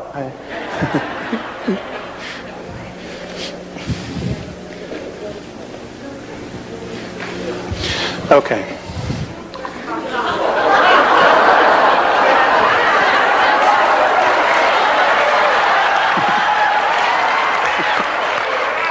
You're going to be busy. If it's in this pile. The reason I'm going through this is so I want to make sure I get it right.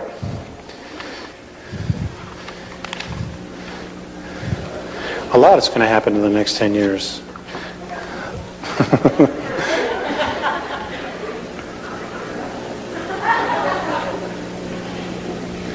I'm sorry, I needed a thicker folder.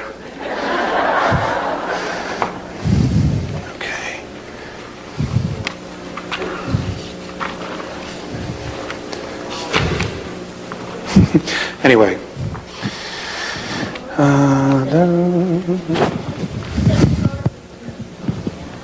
Alex, it's me. I thought it was God.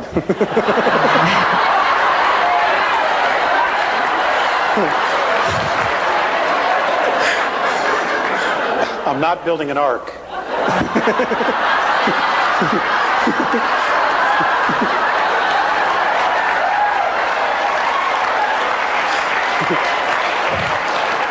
You can just forget it. All right. When is the collapse, the dimensional collapse, starting? Is it already starting? It's already started. With the sound and the color? Okay. It's already started. Thank you for leading me here. What you're going to start hearing about in the very near future are something called rods, and they will be something that will be videotaped. And what you will see are large streaks just shooting through the air that are etheric, but are being able to be captured on tape. And what you're seeing is literally fourth and fifth dimensional craft moving through space, not having the slightest clue that they're flying right through us. Okay? And that's because you're beginning to see the implosion. It's great stuff.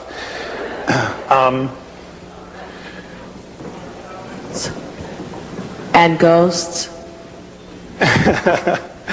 Yes, you will see more ghosts, more apparitions, because those that are stuck between third and fourth density will start being more and more visible as our frequency starts to raise and rise. A lot of them, unless they are healed, and I do not know how to do that, how to set them free from their self-imposed prisons, will be exiting, transitioning. Angels, folks, be very careful about somebody who tells you they're an angel. For example, I've asked about the archangels. And the Andromedan perspective of that is that the archangel Michael was literally a fleet of craft that were called Michael. That was the name of the fleet. And they used to patrol the northern hemisphere of the planet when Orion was here in full force. Gabriel was the name of another fleet of craft, and so on and so forth. It has been changed and created into something that will save you and rescue you, when in fact that was not the original intent at all. Okay?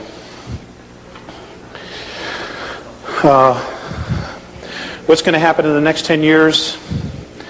I will share this with you.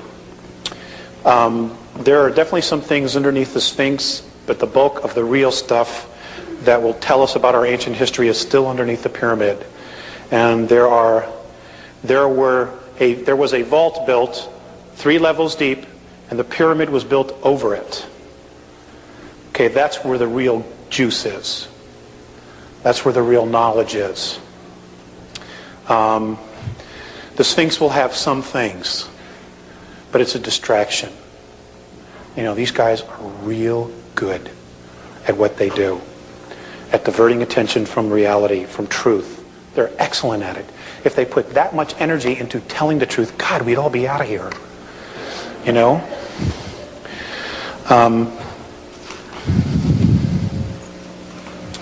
Okay, hold on one sec.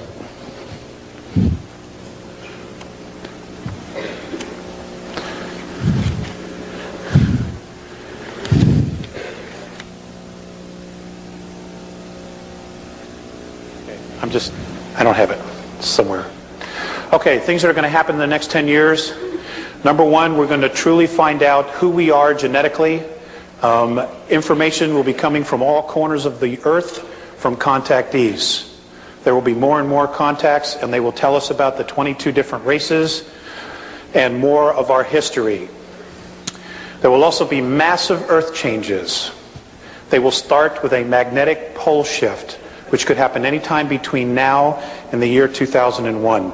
Things have been sped up. We're already starting to see the magnetic poles shift as we see birds migrate in the wrong direction at the wrong times of year. The birds move along the Earth's magnetic grid lines.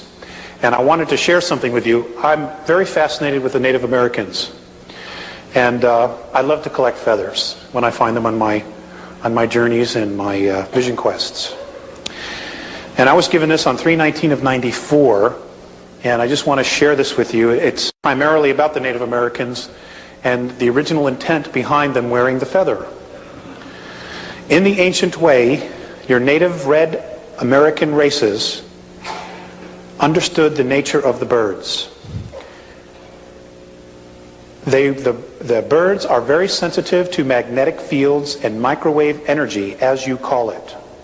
They will migrate along the Earth energy grids, and their wings, which are made up primarily of feathers,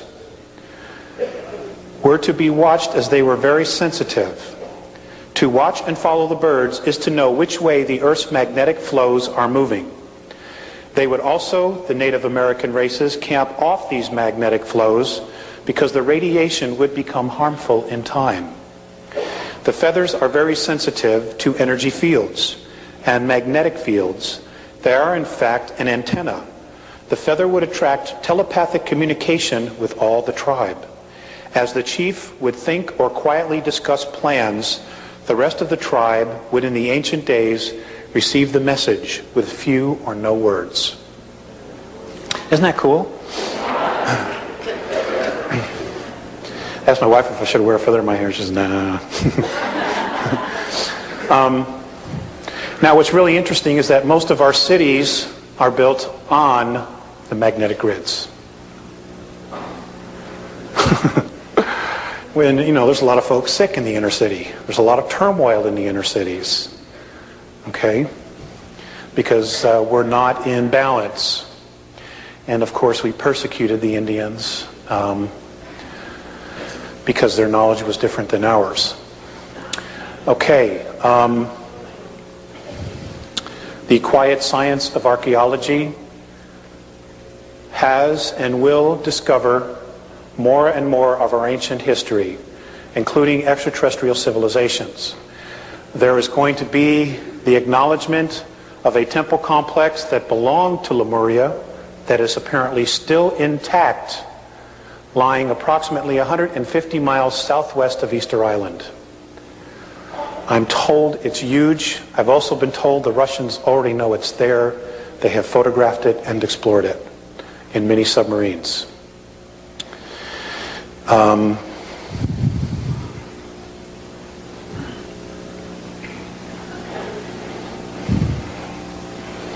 We are going to discover that consciousness, I know you guys already know this,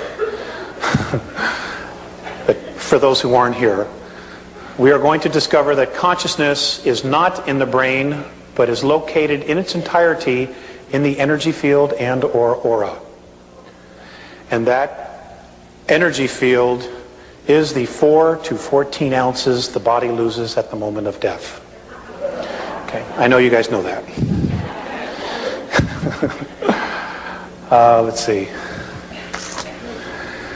UFOs. Okay, apparently there have been discussions amongst benevolent councils, and I will only speak for the Andromeda Council because that's what Morane has told me, that they have told all of the negative extraterrestrials in and or on our planet and on the moon to be out of here no later than August 12th, the year 2003.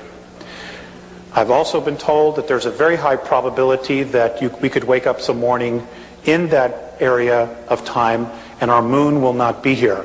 That is because it is the first stage of defense. And they will literally hit it with a tractor beam and pull it away from us if they're going to do battle. Because if they were to attack it to get in here for whatever reason and it were to explode, everything would be for naught.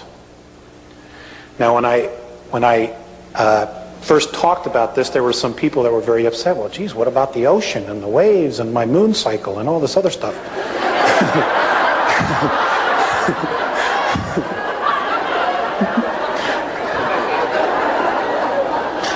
So I went back to Morane and I says, hey, I've got some gripes about the moon disappearing. And he says, well, we'll just get you another one.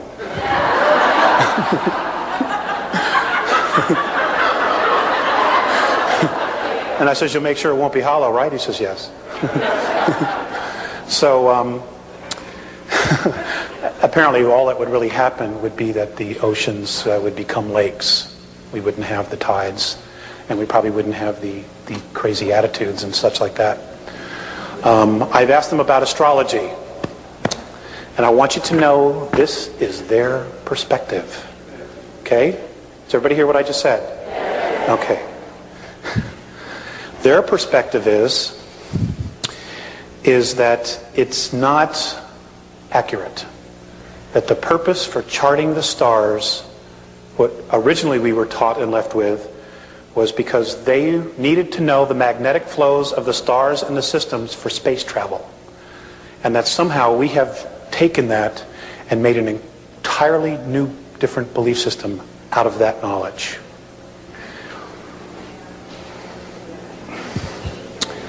You knew that. Maybe I should sit out here.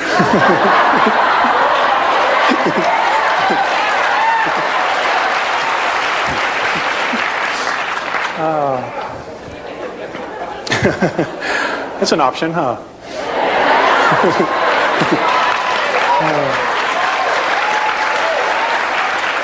But you guys are so far from Colorado.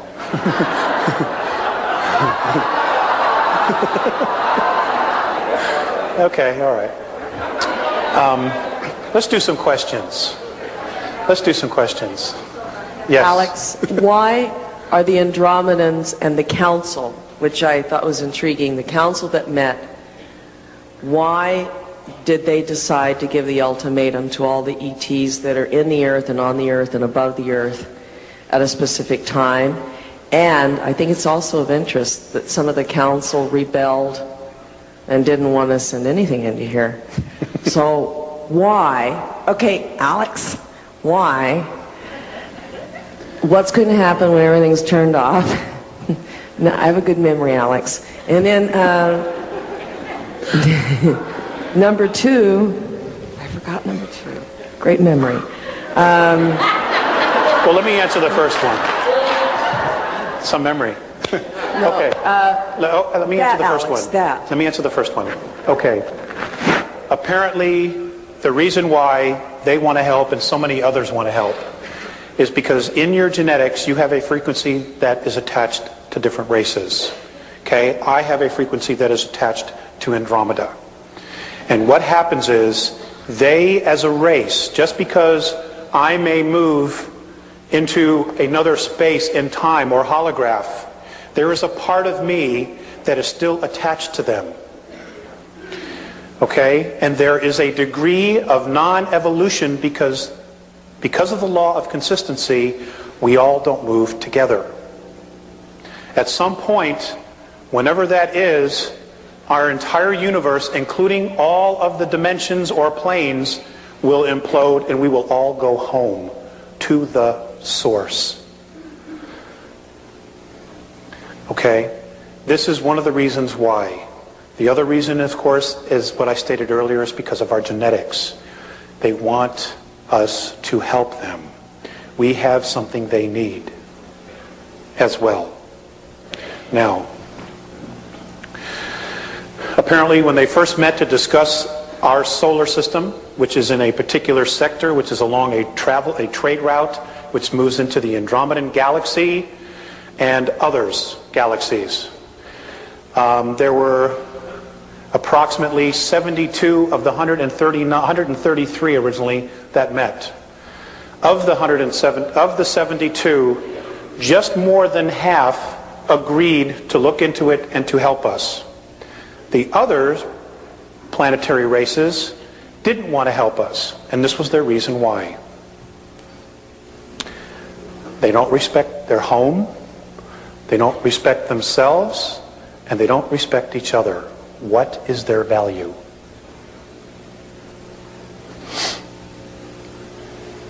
I cried that night when I heard this. Because, I couldn't make an excuse. I mean, this is how a bunch of other races look at us.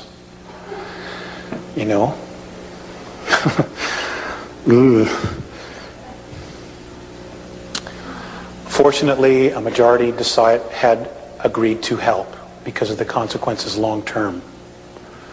And basically that's why they're here. That's one of the reasons why they're here. Also, in our future, 400 years into our linear future, there is tyranny in our galaxy. And somehow we are directly connected to that event or events. So in one way, they're really looking out for their own best interests by making sure that something is cleaned up here, that something comes into balance. And they know that as long as the other ETs that are here, the extraterrestrial races that are here, and are manipulating, we won't move. So they have to be removed. And I asked, would you do it by force? And he said, we would have to. And what they would do is they would enter the poles and then flush everybody out to the surface. So folks, when you see a reptilian crossing the highway, don't run over them, just get out of the way. Okay? I mean, it could get really, really weird here in the next 6-8 years. I mean, you can only hide a truth for so long, and then it just screams out. And they're already trying to prepare you for this stuff. I have a lot of friends telling me about a TV show called Dark Skies. Where they're literally telling you, but they're doing it in a way that you think it's just, television. And I don't watch TV. We don't watch TV, so I miss a lot of good stuff. But, I always hear about it. And I think that was it. So now we can go to the questions. What? Okay, ma'am. Yes, hello. And what I want to tell you and ask you as a consequence is, are you familiar with the book called The Greatest Story Never Told by Lana Cantrell? It's a book about 1,000 pages, and she describes in her research that we did used to have a green skin and we were copper-based, and she also described all these color changes that we went through based on her research. Now this book is literally small print, 1,000 pages, and I'm not through with it. But she also said the problems, describes the physiological problems that we have because of the lack of zinc, copper, and what the iron is doing to us, and what it did to us. Because our physiology changed, our mentality and who we were narrowed totally. So you... What's the question?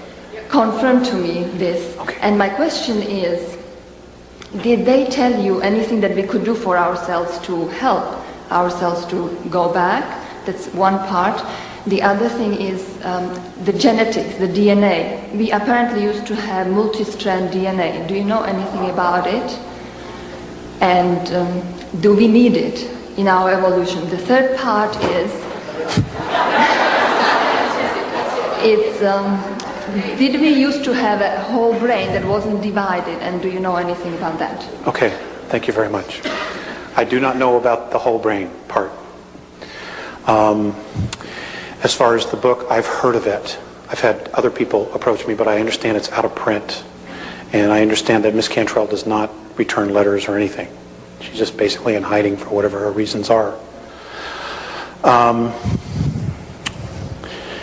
As far as the DNA, I have been told that those of us who are holding a higher frequency are literally creating a third strand. Most of the children coming in since 1982 already have a third strand. So this is just nature's way, this is the isness's way of just fixing things, as long as we're open to it. Okay. Okay, the question was, how can we help ourselves? I have asked that, and Mornay, all he has said is, the information and wisdom already exists on your planet. So basically, don't ask us about yourselves, ask yourself about yourself. There's no shortcuts with them. I wish there were. Yes, ma'am. Thank you. It's great to see you here. I wondered if you could talk more about the draconians and the children that are missing. I know you have information, and I'm hoping you'll share it with us today. This is the one subject I don't like to talk about. The draconians. Okay, the draconians are a very large reptilian race. They're known as the Dracs. There is a royal line of the draconian reptilian race, and they're called the Seekar. They range anywhere from 14, 15 to 22 feet tall. They can weigh up to 1,800 pounds. They do have winged appendages, and they are awesome, awesome beings. They're extremely clairvoyant, they're extremely clever, and they can also be extremely sinister. They apparently were brought to our time and space, our universe, in full physicality. Somebody brought them here and dumped them here. I don't know, and the Andromedans still don't know. But they were brought here in physicality, and they were taken to Alpha Draconis and stars nearby because it gave them the greatest chance of survival. So they were kicked out of some other place. Anyway, they are definitely a major factor to be reckoned with. They, for the most part, are service to self. They do not care for the human race because when they were dumped here, they were told that this was theirs to command. So whoever did this really screwed up. And they still have this mindset. They were one of the first to chart our solar system. In fact, they were the first of the ET races to actually put their flag on it and say it's theirs. Apparently, some of them still have the attitude that everything on it, in it, still belongs to them. And I understand that some of them have been coming back, and more will be coming back. It's going to get real interesting, folks. I can't begin to tell you how interesting it's going to get. They apparently they have had space travel for 3 billion years. They are a remarkable race. They really are. But they have an attitude. And a lot of human races in our galaxy and outside our galaxy have had problems with them. And I don't want to say that all of them are like that, but that's really all that I've heard from the Andromedans. They've had major problems, as all the other races have. They are definitely reptilian. They look like velociraptors, except they're like 22 feet. And they're smart, they're intelligent, they can build. They're just very, very different from us. They apparently attacked Lyra, or came across human colonies in Lyra. Now, the human race was not created in Lyra. Okay? It was brought there to survive. And again, from what the Andromedans have told me, for some reason, once they go back approximately 427 million years, they just don't know what else is there. For some reason, there's no history beyond that, even though the physicality is there. So I don't know if it's being blocked from a higher level or what. They don't even know. The Draconians were flying through there. They came across these human colonies who were agricultural in nature. Basically because of their talents of horticulture and plant science, they were literally making the planets greater and better. Little gardens. When the Draconians flew by and they saw this incredible wealth of food, they basically wanted to control it. And apparently there was a misunderstanding between the lion races then, who were human, and the reptilian race, because the Lyrians wanted to know more about the Draconians and the reptilian race before they gave them what they wanted. And apparently the Draconians misunderstood it and literally went back and then attacked the planets and killed a lot of people, blew up 3 planets. And the Lyrians were literally forced to migrate and scatter into different parts of our galaxy. So it did in a way facilitate colonization. And I wrestle with whether the Draconians were planted here specifically to force us to evolve, or if there's some other agenda here. I simply don't know that. But that's basically what I know. I do know that not only them, but other reptilian races that are descended from them. Also, the Draconians, the reptilian races, are master geneticists. And I'm told that most of the dinosaurs and many other life forms that were on Earth were brought here then. Also on Mars. Apparently Mars was very much like the Earth at one time. And they came to Mars first. That's literally where our human form was created, by the way, was on Mars. That's where the primate and the human genes were brought together, was on Mars. And then we were brought here to work as slaves in the mines. Okay? So we're still working for a paycheck. And they enjoy human flesh, and they enjoy children mostly for two reasons. One, they don't have the pollutants, the caffeine, the nicotine, and things of that, all the processed foods that the adults have. And two, when they're put into a state of fear, their energy field and their adrenaline just explodes, and they get a rush from it.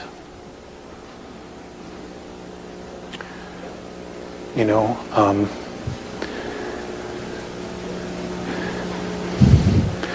be dedicated to family and be dedicated to each other, folks. That's the only way we're going to get through a lot of this. You know. Next question. You're welcome. Well, my adrenaline's rushing after that last statement. Alex, what is it precisely about the human mind that makes us so worthy to be feared and suppressed? What is it that's very unique to our 22-strand genetic makeup? And also, what is our free will compared with their free will? It seems to imply that, do they have free will in the same way that we do? Okay, is that it? That's that question. The second thing is you haven't finished the Earth changes yet.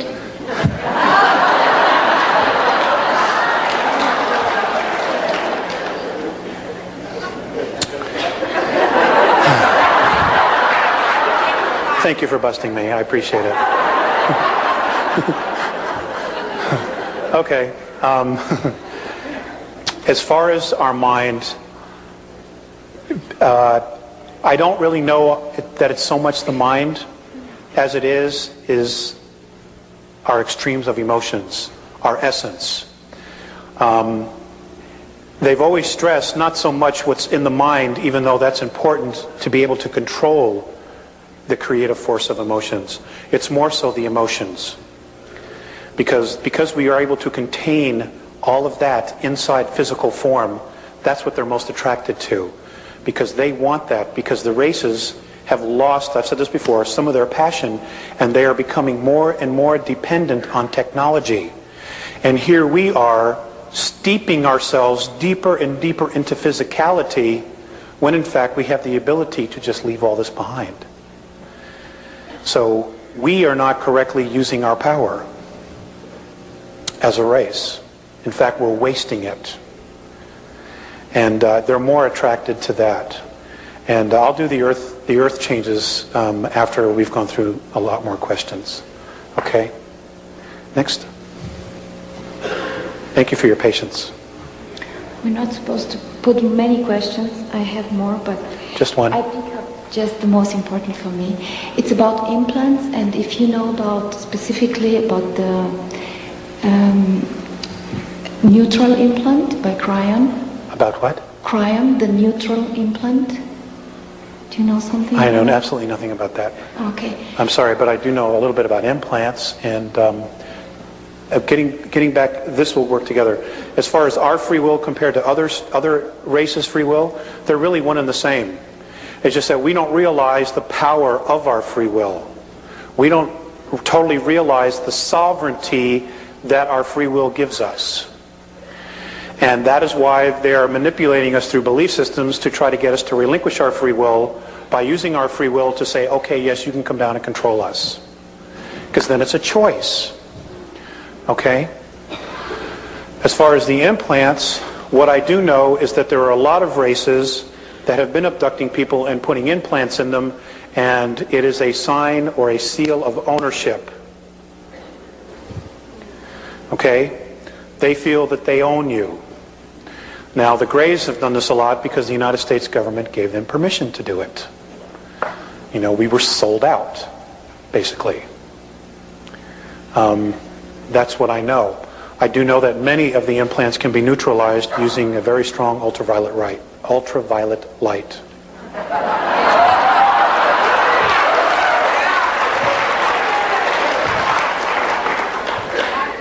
Anybody else? Gosh, you guys are getting crowded over there.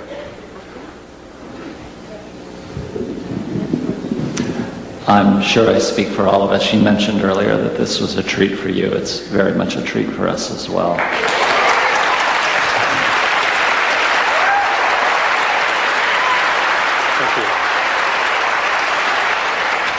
Okay, I have two questions. They're relatively unrelated. The first one, if you get an opportunity later on and have time, I would be very interested in hearing, but the second one is what I would like to ask you about. The first one is, you mentioned that the Andromedans know Ramtha as the commander.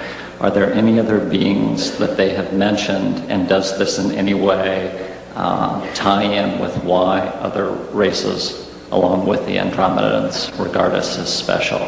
That's if you get an opportunity later on. The second question that I want to ask you is, the Andromedans have mentioned several changes about to occur, what Jay-Z referred to. Sovereignty is a major concern for many of us.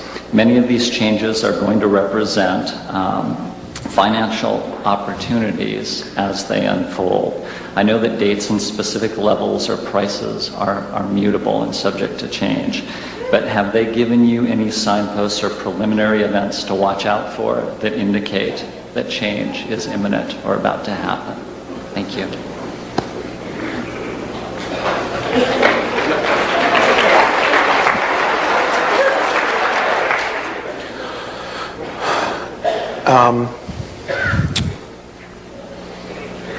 The earthquakes are changes, are signs. The volcanoes are signs. When you start to see large groups of people resigning from world government, that will be your biggest sign that shit's about to hit the fan. Okay? Many of our world leaders have been promised underground facilities, and some even on the moon. And folks, there are bases on the moon that were built by the United States, Russians, and the British, using British money. And I would suggest to you very, very strongly, you keep an eye on Prince Charles. Okay? Just watch. No, Just watch. Then don't. Next question, please. Next question, please. When you spoke about the transition between going from fourth density to fifth density, how are we going to know that we made that transition? Okay, that's an easy question. Okay, we live in a color spectrum of 72 frequencies, or 72 colors. When you get to fifth density, there are 223 different frequencies and colors. You will see colors you have never ever seen before, and it'll be just like that. And you know you will be there. Okay? Yes, sir. I mean, when McDonald's has purple arches, then you'll know.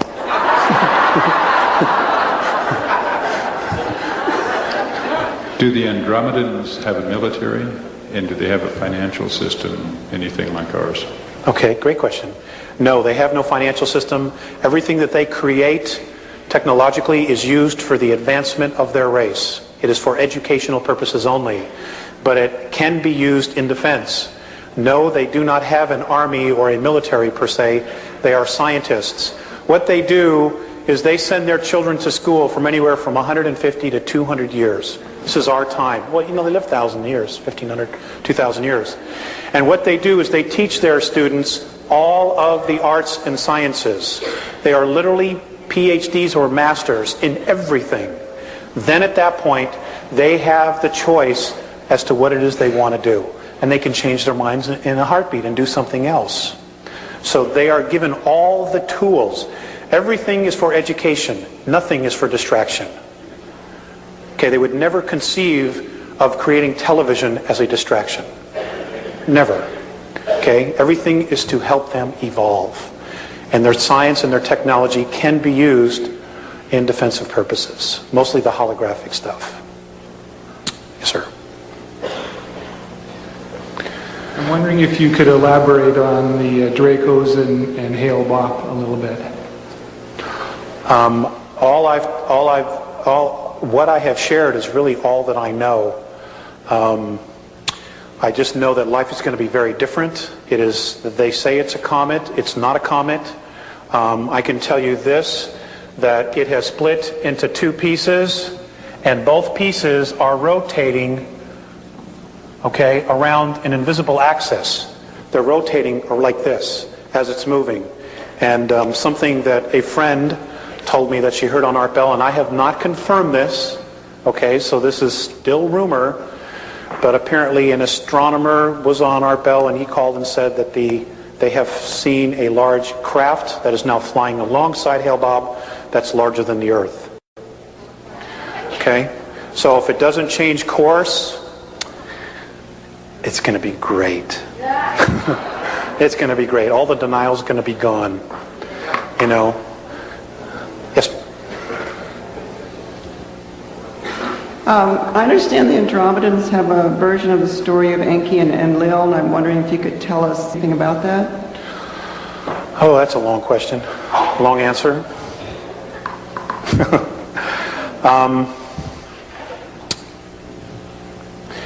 Actually, my understanding is that the two brothers have really warred with each other over a lot of other issues. We just happen to be one of them. I do know that Enki, what they've told me is that Enki was betrayed and killed, and that his body is literally buried in the face that's on Mars. Now, whether he's reincarnated or not, again, I don't know. But that's all I know. Basically, what we have to deal with now is Enlil. But fortunately, you know, truth is starting to come out about all that, and people are waking up and you know, realizing and seeing the contradictions in the Old Testament, and even some of the contradictions in the New Testament, and they're starting to question, which is a very, very good sign. You know, Phaseus once said to me, "It is not so important what you believe, but as to why you believe it. And whatever your belief is, make sure that it is worth the depth of your commitment to it." And, you know, I think what we've done as a race is we've accepted a lot of things just on face value without truly investigating it or trying to feel it inside of us. And it's gotten us into a lot of trouble. For example, the Inquisition. You know, the Inquisition was really an attack against women. That's really what it was about the sacredness, the Wicca of women, and the science that they held, the spirituality that they held. That's really what it was about. A lot of men got killed because they were supportive of the goddess worship. You know, and that was a huge travesty on the human race. Just one of many. Next question. This scenario that you're laying out before us exists on this reality, on this parallel reality, or this timeline. What if the Andromedans say about parallel realities where this scenario doesn't happen?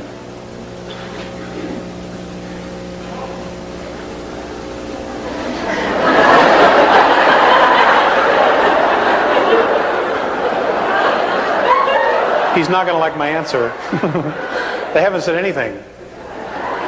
I know that there are parallel realities, and I know that Earth, that several parallel realities of Earth are already in existence in the higher octaves above us. I know that in one of the realities, the New World Order is already established and exists. And, you know, the Nazi flag flies over the whole world. I want you to know that as third density begins to implode, that all of those realities will be moving and merging into the one. Okay? because the reality of which those two were created is the one we're on. And all the other ones will be returning to source. Now, they've said that the New World Order will come into reality here, but for a short time as we keep moving. As long as we stick together, as long as we help one another, as long as we have mutual respect for each other, we will not slow down our process as we move up, into the higher dimension, or just to a higher consciousness of world unity of our free will, not being forced at the point of a gun to do it, or not having to relinquish your rights. Here in the United States, a lot of people are worried about the Russians, they're worried about the Hong Kong police and the New World Order. Let me tell you something, folks. You're losing your country in the courtroom every day. It's in the courtroom. Corrupt judges and institutionalized corruption. And I'll tell you what, if you allow, this is my own little political statement, if you allow the Congress and the President to take away the Second Amendment, you will lose all your other rights. I don't believe in toting a gun, carrying a gun, and killing anybody. All right? But the Founding Fathers knew about corruption, and they knew about tyranny. And the reason the Second Amendment is there is to protect all the other rights. And until we consciously make the shift and change everybody else's perspective, I'm afraid, from my perspective, it's a necessary evil. But that's my perspective, okay?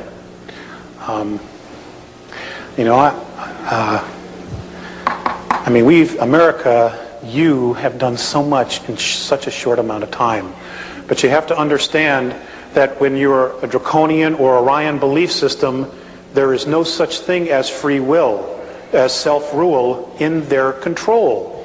Now, the reason we've been able to get away with it for so long is because, when you look at where we are to the center of the galaxy, we're in the boonies. We're way out here. And they're just now starting to come around, and they realize that the magnetics of the planet, the consciousness of the planet, is starting to change. So this is what has attracted a lot of the races to us now. It was also the blasting of nuclear weapons. Nuclear weapons not only affect third density, but they affect fourth and fifth. It sends a shock wave through it. Okay? And we were totally irresponsible. We didn't know. We didn't know what we were doing. And that's why a lot of the races started to show up. They'd been here sooner, but that's when they really started to come in mass. Like, what the hell's going on down there? Next question. Again, I've only got pieces of the puzzle. I've had a contact a number of years ago, and I know a lot of other people here have, and it was both very powerful and loving, and yet there was also some fear with that. Many of us are now thinking about how can we make contact that feels safe, evolving, loving. Mm-hmm. Can you speak to that? I'm asked this a lot, and all I can suggest to you is this. You can literally be and create anything you want. If you want contact, then what I would suggest you do, and this is really the only suggestion I have, is you create the space for it. Now, if you're very comfortable going into the woods, going on a walk and sitting on a rock someplace where you're totally isolated, and you're there and you call them down, and that works for you, that's fine. Okay, if you want them to come visit you at your home and you set up a specific time and you make tea and you wait for them to come, that's another thing you can do. It's entirely up to you. Okay, but create the space. Show the intent to do it and be in integrity with it. In other words, for that hour or 2 hours that you decide to create the space, do it all the time. Make it always 2 hours. Make it always 2.5 hours. Do it once every 2 weeks. Whatever you want. Whatever ritual you want to make it in order to create the space, then that's what you do. Okay? That's the only suggestion I have for you, wherever you went. Okay, next, please. On your tapes, you talk about how if we have 10% consensus on the planet, it'll be enough to move us through the transition. And you also give an exercise that they taught you about seeing yourself inside out. Yeah. And I'm interested in more information about both of those. And in this talk tonight, you've spoken about transfers, and I'm not sure what those are. Thank you for being here. Thank you. Transfers? When you first started speaking,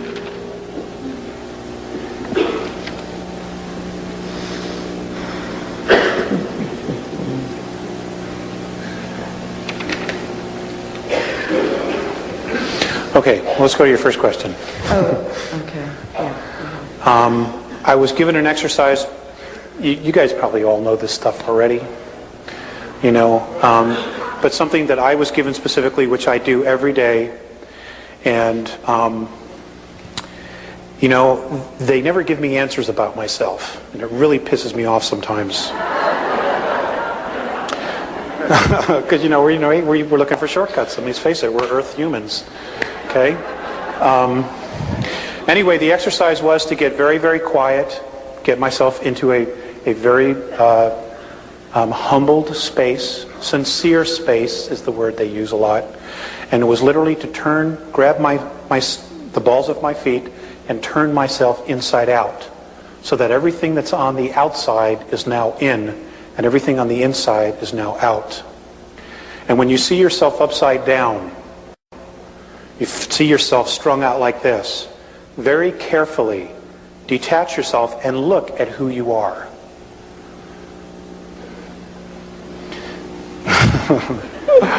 Don't get scared. Just work with it. Okay? I mean, that's really the only exercise they've given me. I've had to develop my own things, and I'm still working with those.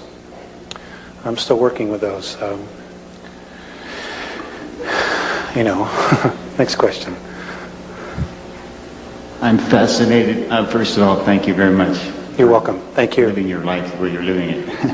I'm fascinated with the language of geometry that I'm learning comes from deeper levels, and I'm wondering if you have, or there are exact renditions of those symbols that could contain, for example, a pi ratio or a pi, or like I know the circles could be exact and then they have a meaning. If they're a little off, they don't.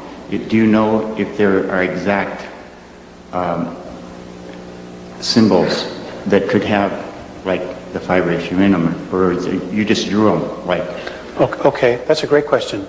I tell you what, I've never asked that question because it's always in my head. But what I will do is I will ask the specific dimensions and what tones and frequencies, and I will give them to Val Valerian so that he can put them on the web or get it to you guys. Okay?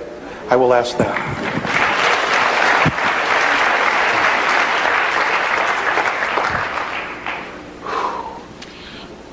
You've referred to the Andromeda educational system and their feeling about raising the children and putting the energy toward education. And you've made a few comments about weapons in general, and I understand the First Amendment issue is a little different. We're heading into dangerous times, and there's a lot of controversy among different people in the school here about weapons and what should be done. The Andromeda feeling about mutual respect for everyone. Seems like a lot of the women that I know don't want to have anything to do with them no matter what, and a lot of the men I know are totally obsessed with them. What's the Andromeda's feeling of our weapons and the part that they would play in the changes that are going to be happening? Okay, it's a very good question. Oh, not an easy one. They have said that and I said this earlier, that we destroy ourselves in ignorance. And I understand that weapons are not a good idea. I believe that. I really do. However, let's look at the reality that we're in. Okay? There have been many really holy spiritual men that have been murdered. Okay? They literally went to death holding unconditional love. And that's great. Okay? However, and this is my perspective,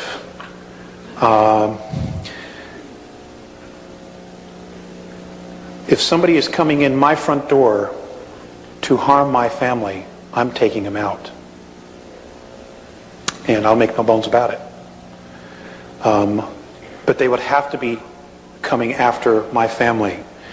The Andromedans, they're not happy with our society, with any of it.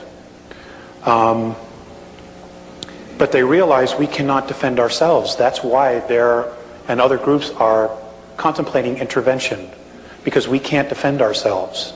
And we do have a serious threat. And you can hold the space of love.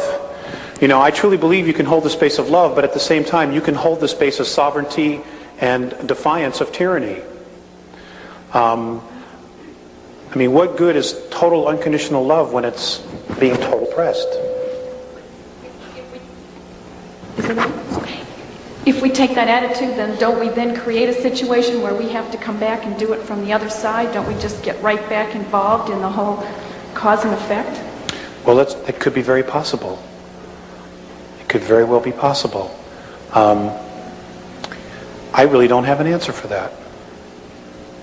You know, like I said, I've got my stuff and I'm working it out.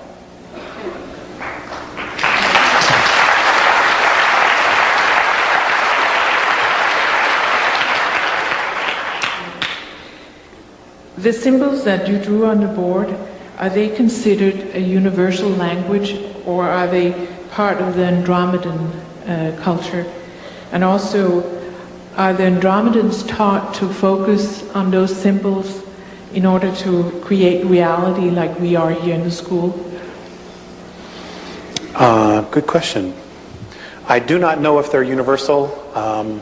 Again, I've only met 2 other races with the Andromedans. I did not speak with them, but I saw them and then was told later who they were. And one was a group from Cygnus Alpha, a human race from Cygnus Alpha, and a very different looking being from Cassiopeia. I did not know the communications that were going on, but as far as the symbols, it's their language, and it's just one of a gazillion that they use.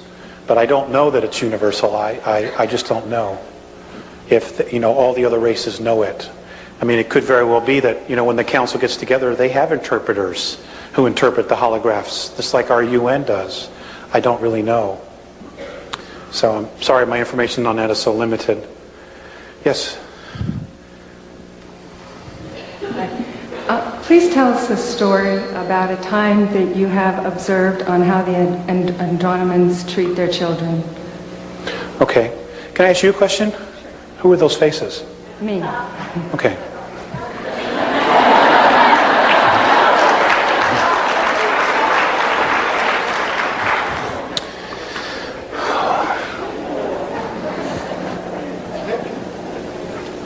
They treat their children like adults.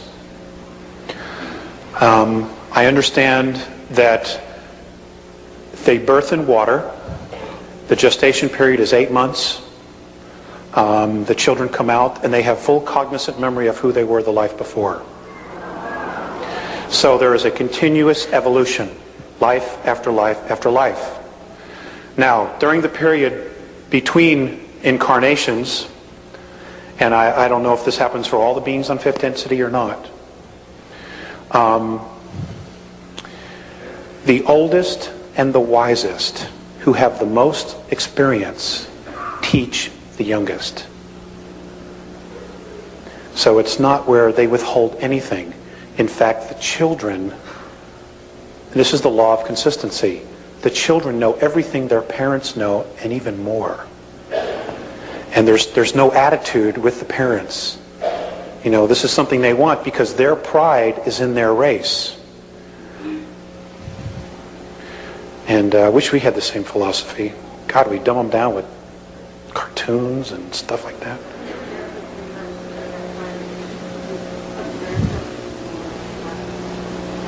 Okay, the question was, when I was with them for 3 months, did I observe something with them in the park? They sit in circles. Again, they're telepathic. So they would just be in circles, and you would see them nodding and smiling and laughing, but there's no sound. So I can't tell you what they were saying. You know, it would be like if you went to a convention of deaf mutes, you know, and it's just sign language. You have no clue what's going on. You know, but they're talking about incredible things, I'm sure. Things that are probably way over my head. And most things are, actually. So, but they treat them like adults. And again, they teach them everything from a very young age. I mean, they go to school for 150 years. You know, God, you got to pick up some stuff after that. You know, and there's no home ec and stuff like that. I mean, it's like real educational stuff. You know, no car mechanics 102 or anything like that. Yes, sir. My question has to do with the seeding of this planet by the Andromedans originally. You mentioned 62,000 years ago in a time period of only 65 years, but I'm specifically interested, do you know of any symbols or any information about reawakening latent genetics for people who are on this planet, and is there any relationship of Lemuria to that 62,000 year ago time period? Lemuria was in existence at that point. Atlantis was just beginning to be colonized. Now, folks, let me set you straight on something, or what the Andromedan perspective is. Atlantis was an extraterrestrial colony. Okay? I know that there's a lot of channeled stuff and other stuff that's done in remote viewing, and I don't know if it's all true or if it's not true. But the Andromedan perspective is that Atlantis was an extraterrestrial colony. Specifically, Lemuria was also. However, there were some of us Terrans there. Okay, and we were servants, more or less. Okay?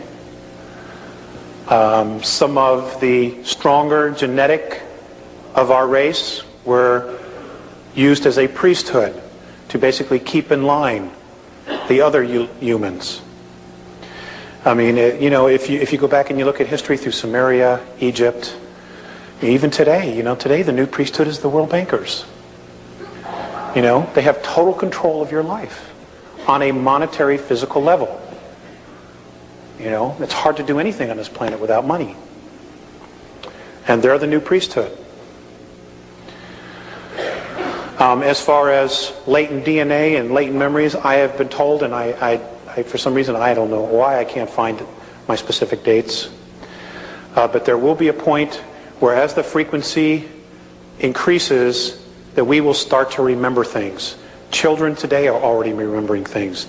There are children today who can just speak all these different languages, and that are not Earth languages. Some of them are extinct languages from Earth that some of these children just know, and it's the latent memory in the DNA that is coming out. And more of this will be occurring.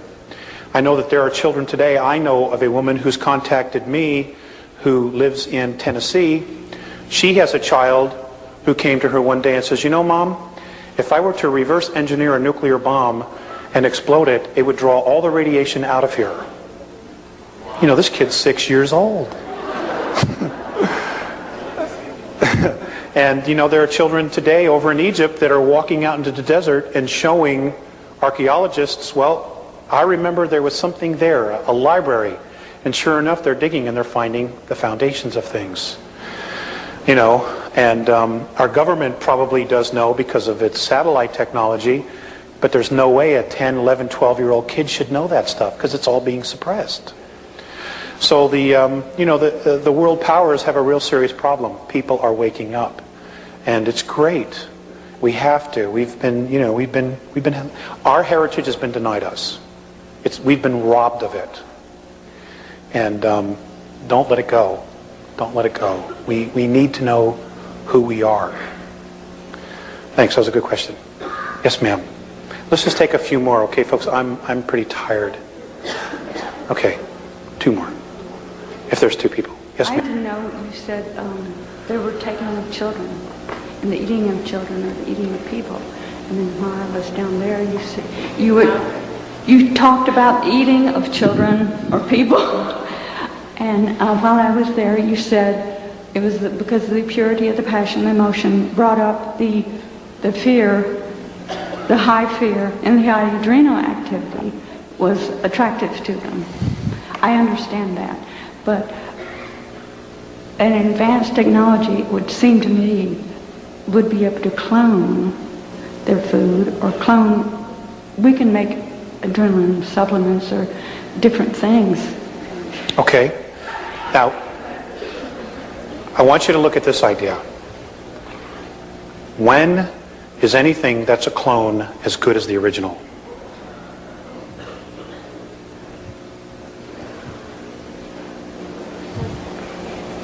Okay. What you fail to realize is, yeah, they can create clones, and they have human clones, but you cannot put soul in it. Okay? You may grow an organic processor in the brain to get them to act and do everything, but there's no soul attached to it. And as long as there's no soul, you don't have true emotion. True emotion? Well, your adrenaline rush. Okay, if I were to go over and do something to you and scare the hell out of you, okay, you would have a very serious emotional rush. Okay? They're addicted to the peaking of that emotional rush. It's like a narcotic to them because they don't have it. That's why they're so interested in us. They're numb. They're numb. Their physicalities are numb. They're all in their head. They're in self-imposed loneliness. Okay? Yes? I'm sorry? Yes, ma'am, they do. The question was, do they terrify the children? And I said yes. Yes, ma'am.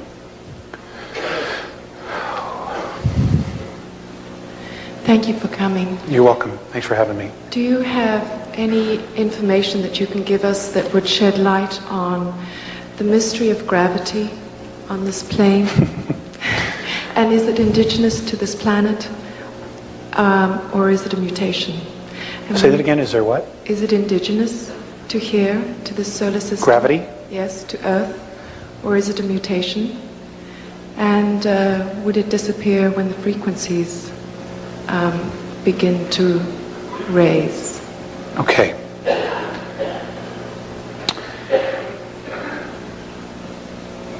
The Andromedan perspective regarding gravity is that it is created by radiation from the sun and our planet. We're told that it's the rotation of the planet on its axis. Their perspective is that it has to do with radiation from the sun. And they say that any physical body that is 29 miles or larger has a gravitational field. They have gravity on the Andromedan craft, and I would assume that's for a reason, so that they could get more done, so they're not just floating all over the place. I don't believe it's a mutation. There's gravity on all the fields because there's a physicality. So there has to be some form. Whether or not it's going to totally disappear, I think as we move through 3, 4, and into 5th, I think we will deal with a totally different type of gravity as we know it. It'll probably be lighter, but then again, we will have different physical form as well. But again, they say that it comes from the sun. It's the radiation from the sun that creates gravity on our world. You're welcome. Yes, ma'am. Okay. I have two questions. One quickly. They display mutual respect and love, but I'd like to know how they do that. And the second question, in our society, all of our myths and legends seem to be blueprints for our lives. And I'd like to know what kinds of myths and legends, if they have them, that they have. I know you probably don't have time to tell us one tonight. If you would, I'd love it. But, you know, if you could get that information for Val, I'd love to have that. Okay. They don't call them myths. They call it history. Okay? And I will give those to Val. All right? And you're right, there's a lot, but it's history. We have taken truth and shrouded it as myth because we're hiding an agenda. How do they show mutual respect? They just honor every aspect of their life and everybody else's life. Because they're so evolved, there's no such thing as crime there. There's no laser shootings on a mothership. There's no, they need for nothing. They absolutely need for nothing. Anything that they need is given to them for evolvement. And they all work towards that. They wouldn't think about leaving somebody behind. I'll give you a good example of that too.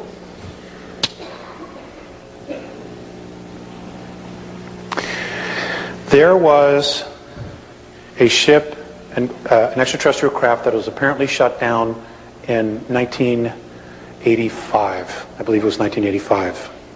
And it was a human being from Tau Ceti who literally got too close, and he was shot down. I understand that our military was able to take him, took him underground somewhere in Arizona, put him on a car, a train, took him underground to North Dakota, where they started doing some really horrific things. Mornay told me that a Tau Ceti fleet wanted to come in and invade our planet, particularly North Dakota, to get this guy back. Okay? And it was literally the Andromedans and the Pleiadians, a benevolent group of Pleiadians, that stepped in and said, whoa, no, not yet. It's not the time. That's mutual respect. It's not leaving POWs in Vietnam because you owe this, because you promised the government $3 billion. It's not leaving men in North Korea because you lied, because you're dealing drugs. You don't want everybody else to know. That's not mutual respect. They would never ever think to do something like that. And those are things, those are characteristics we need to look at, because there are many in this room that probably know about that. I mean, there right now, as we are standing here right today, there are 117 men still left in SPOWs, but they're not in Vietnam. Okay, they're being held in northern Laos. There are also 3 men that are still alive from the Korean War, still being held in North Korea. And our government knows, and they know. A lot of the POWs were used for scientific experiments. We did it to some of their guys, using drugs, LSD, we blew their minds. And they've done some pretty horrific things to our people. These are all real character issues, and it's one thing to hear about it in the news or to listen to Joyce Riley talk about the Gulf War syndrome and how our guys have been betrayed. It's one thing to sit in your living room and say, oh my God, that's terrible. What you don't understand is that we are very carefully being watched by some incredible races, both good and bad. And they are watching us and our characteristics, what we will do, what we will not do. They are measuring our honor and intent. Okay? It's not just about us anymore. It's about everything. And I know you're probably being taught that. So when you hear stuff like this, please don't go into your little box. Okay? Those people had families. They had children just like you do now. And it was all taken away because they were betrayed. And betrayal is a major issue that we're all going to have to deal with when the truth finally does come screaming out. Okay? We have been betrayed, and we're going to have to come together and find a way to totally forgive that so that we can move on. But in forgiving it, it's important not to allow it to happen again, to be more diligent, to be more vigilant.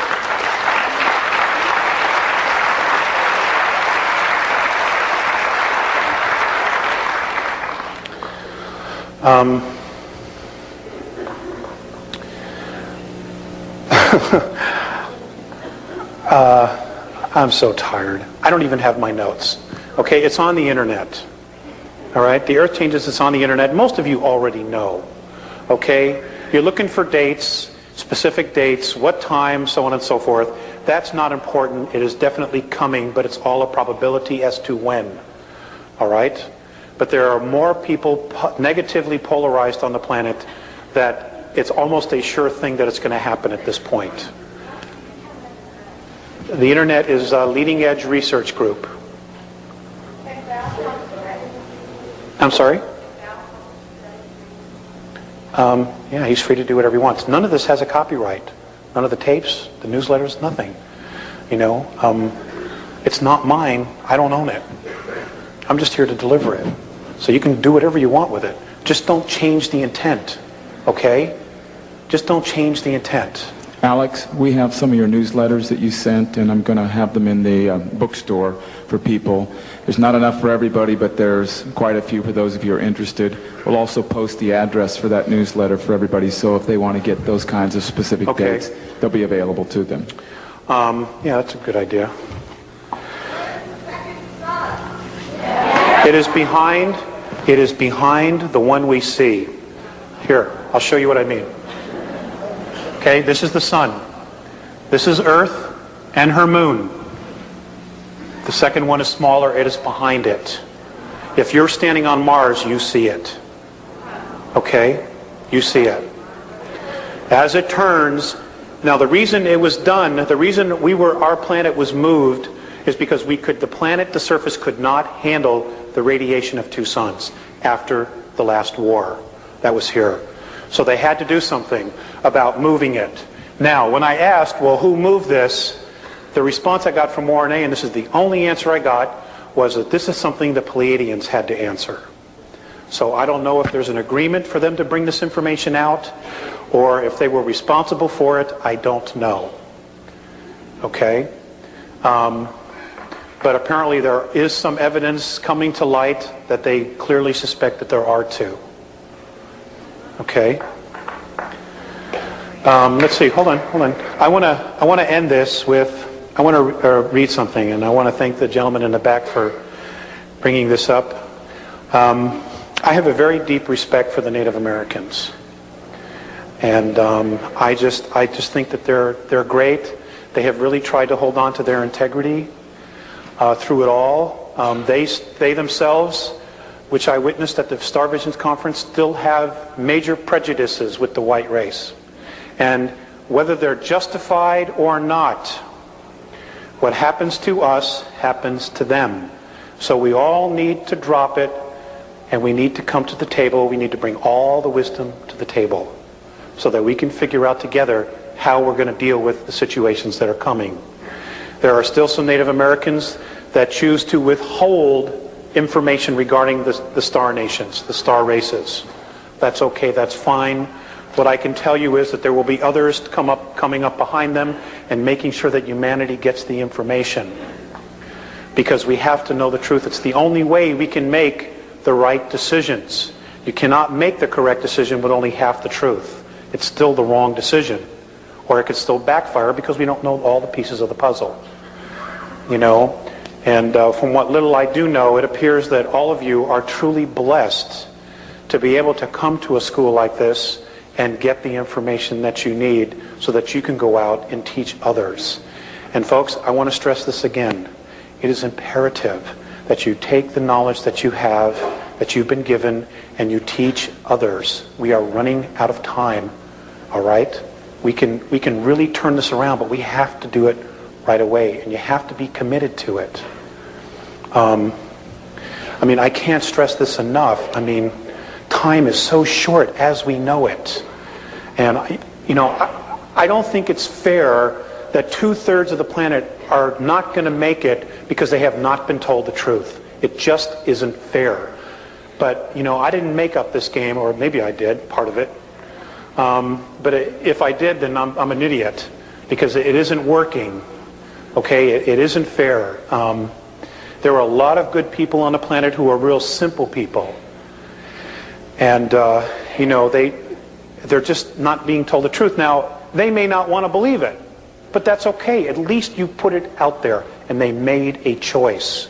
But unless it's put out there, they won't know that there's a choice. Okay, and that's all you can do. You're not really responsible for anybody else but yourself.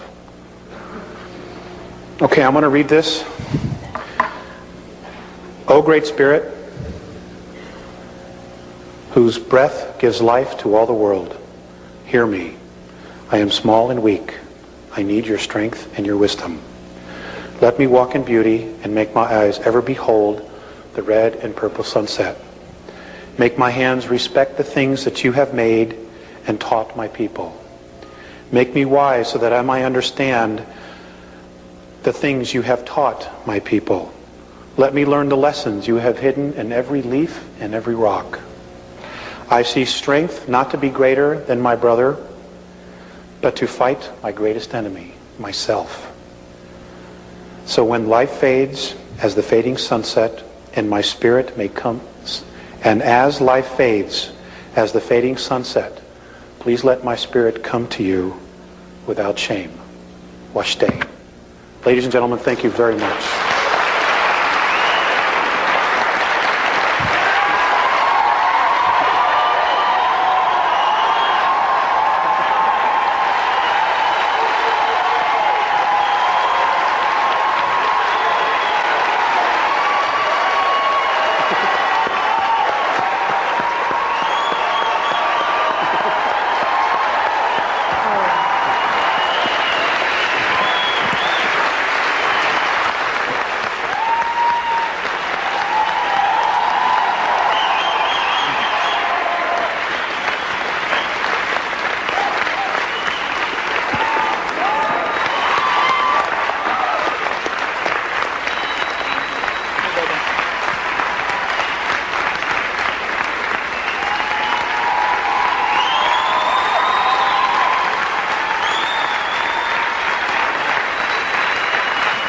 Now, didn't you guys think that was worth listening to? There's a lot he didn't tell you. We'll get him next time. Thank you.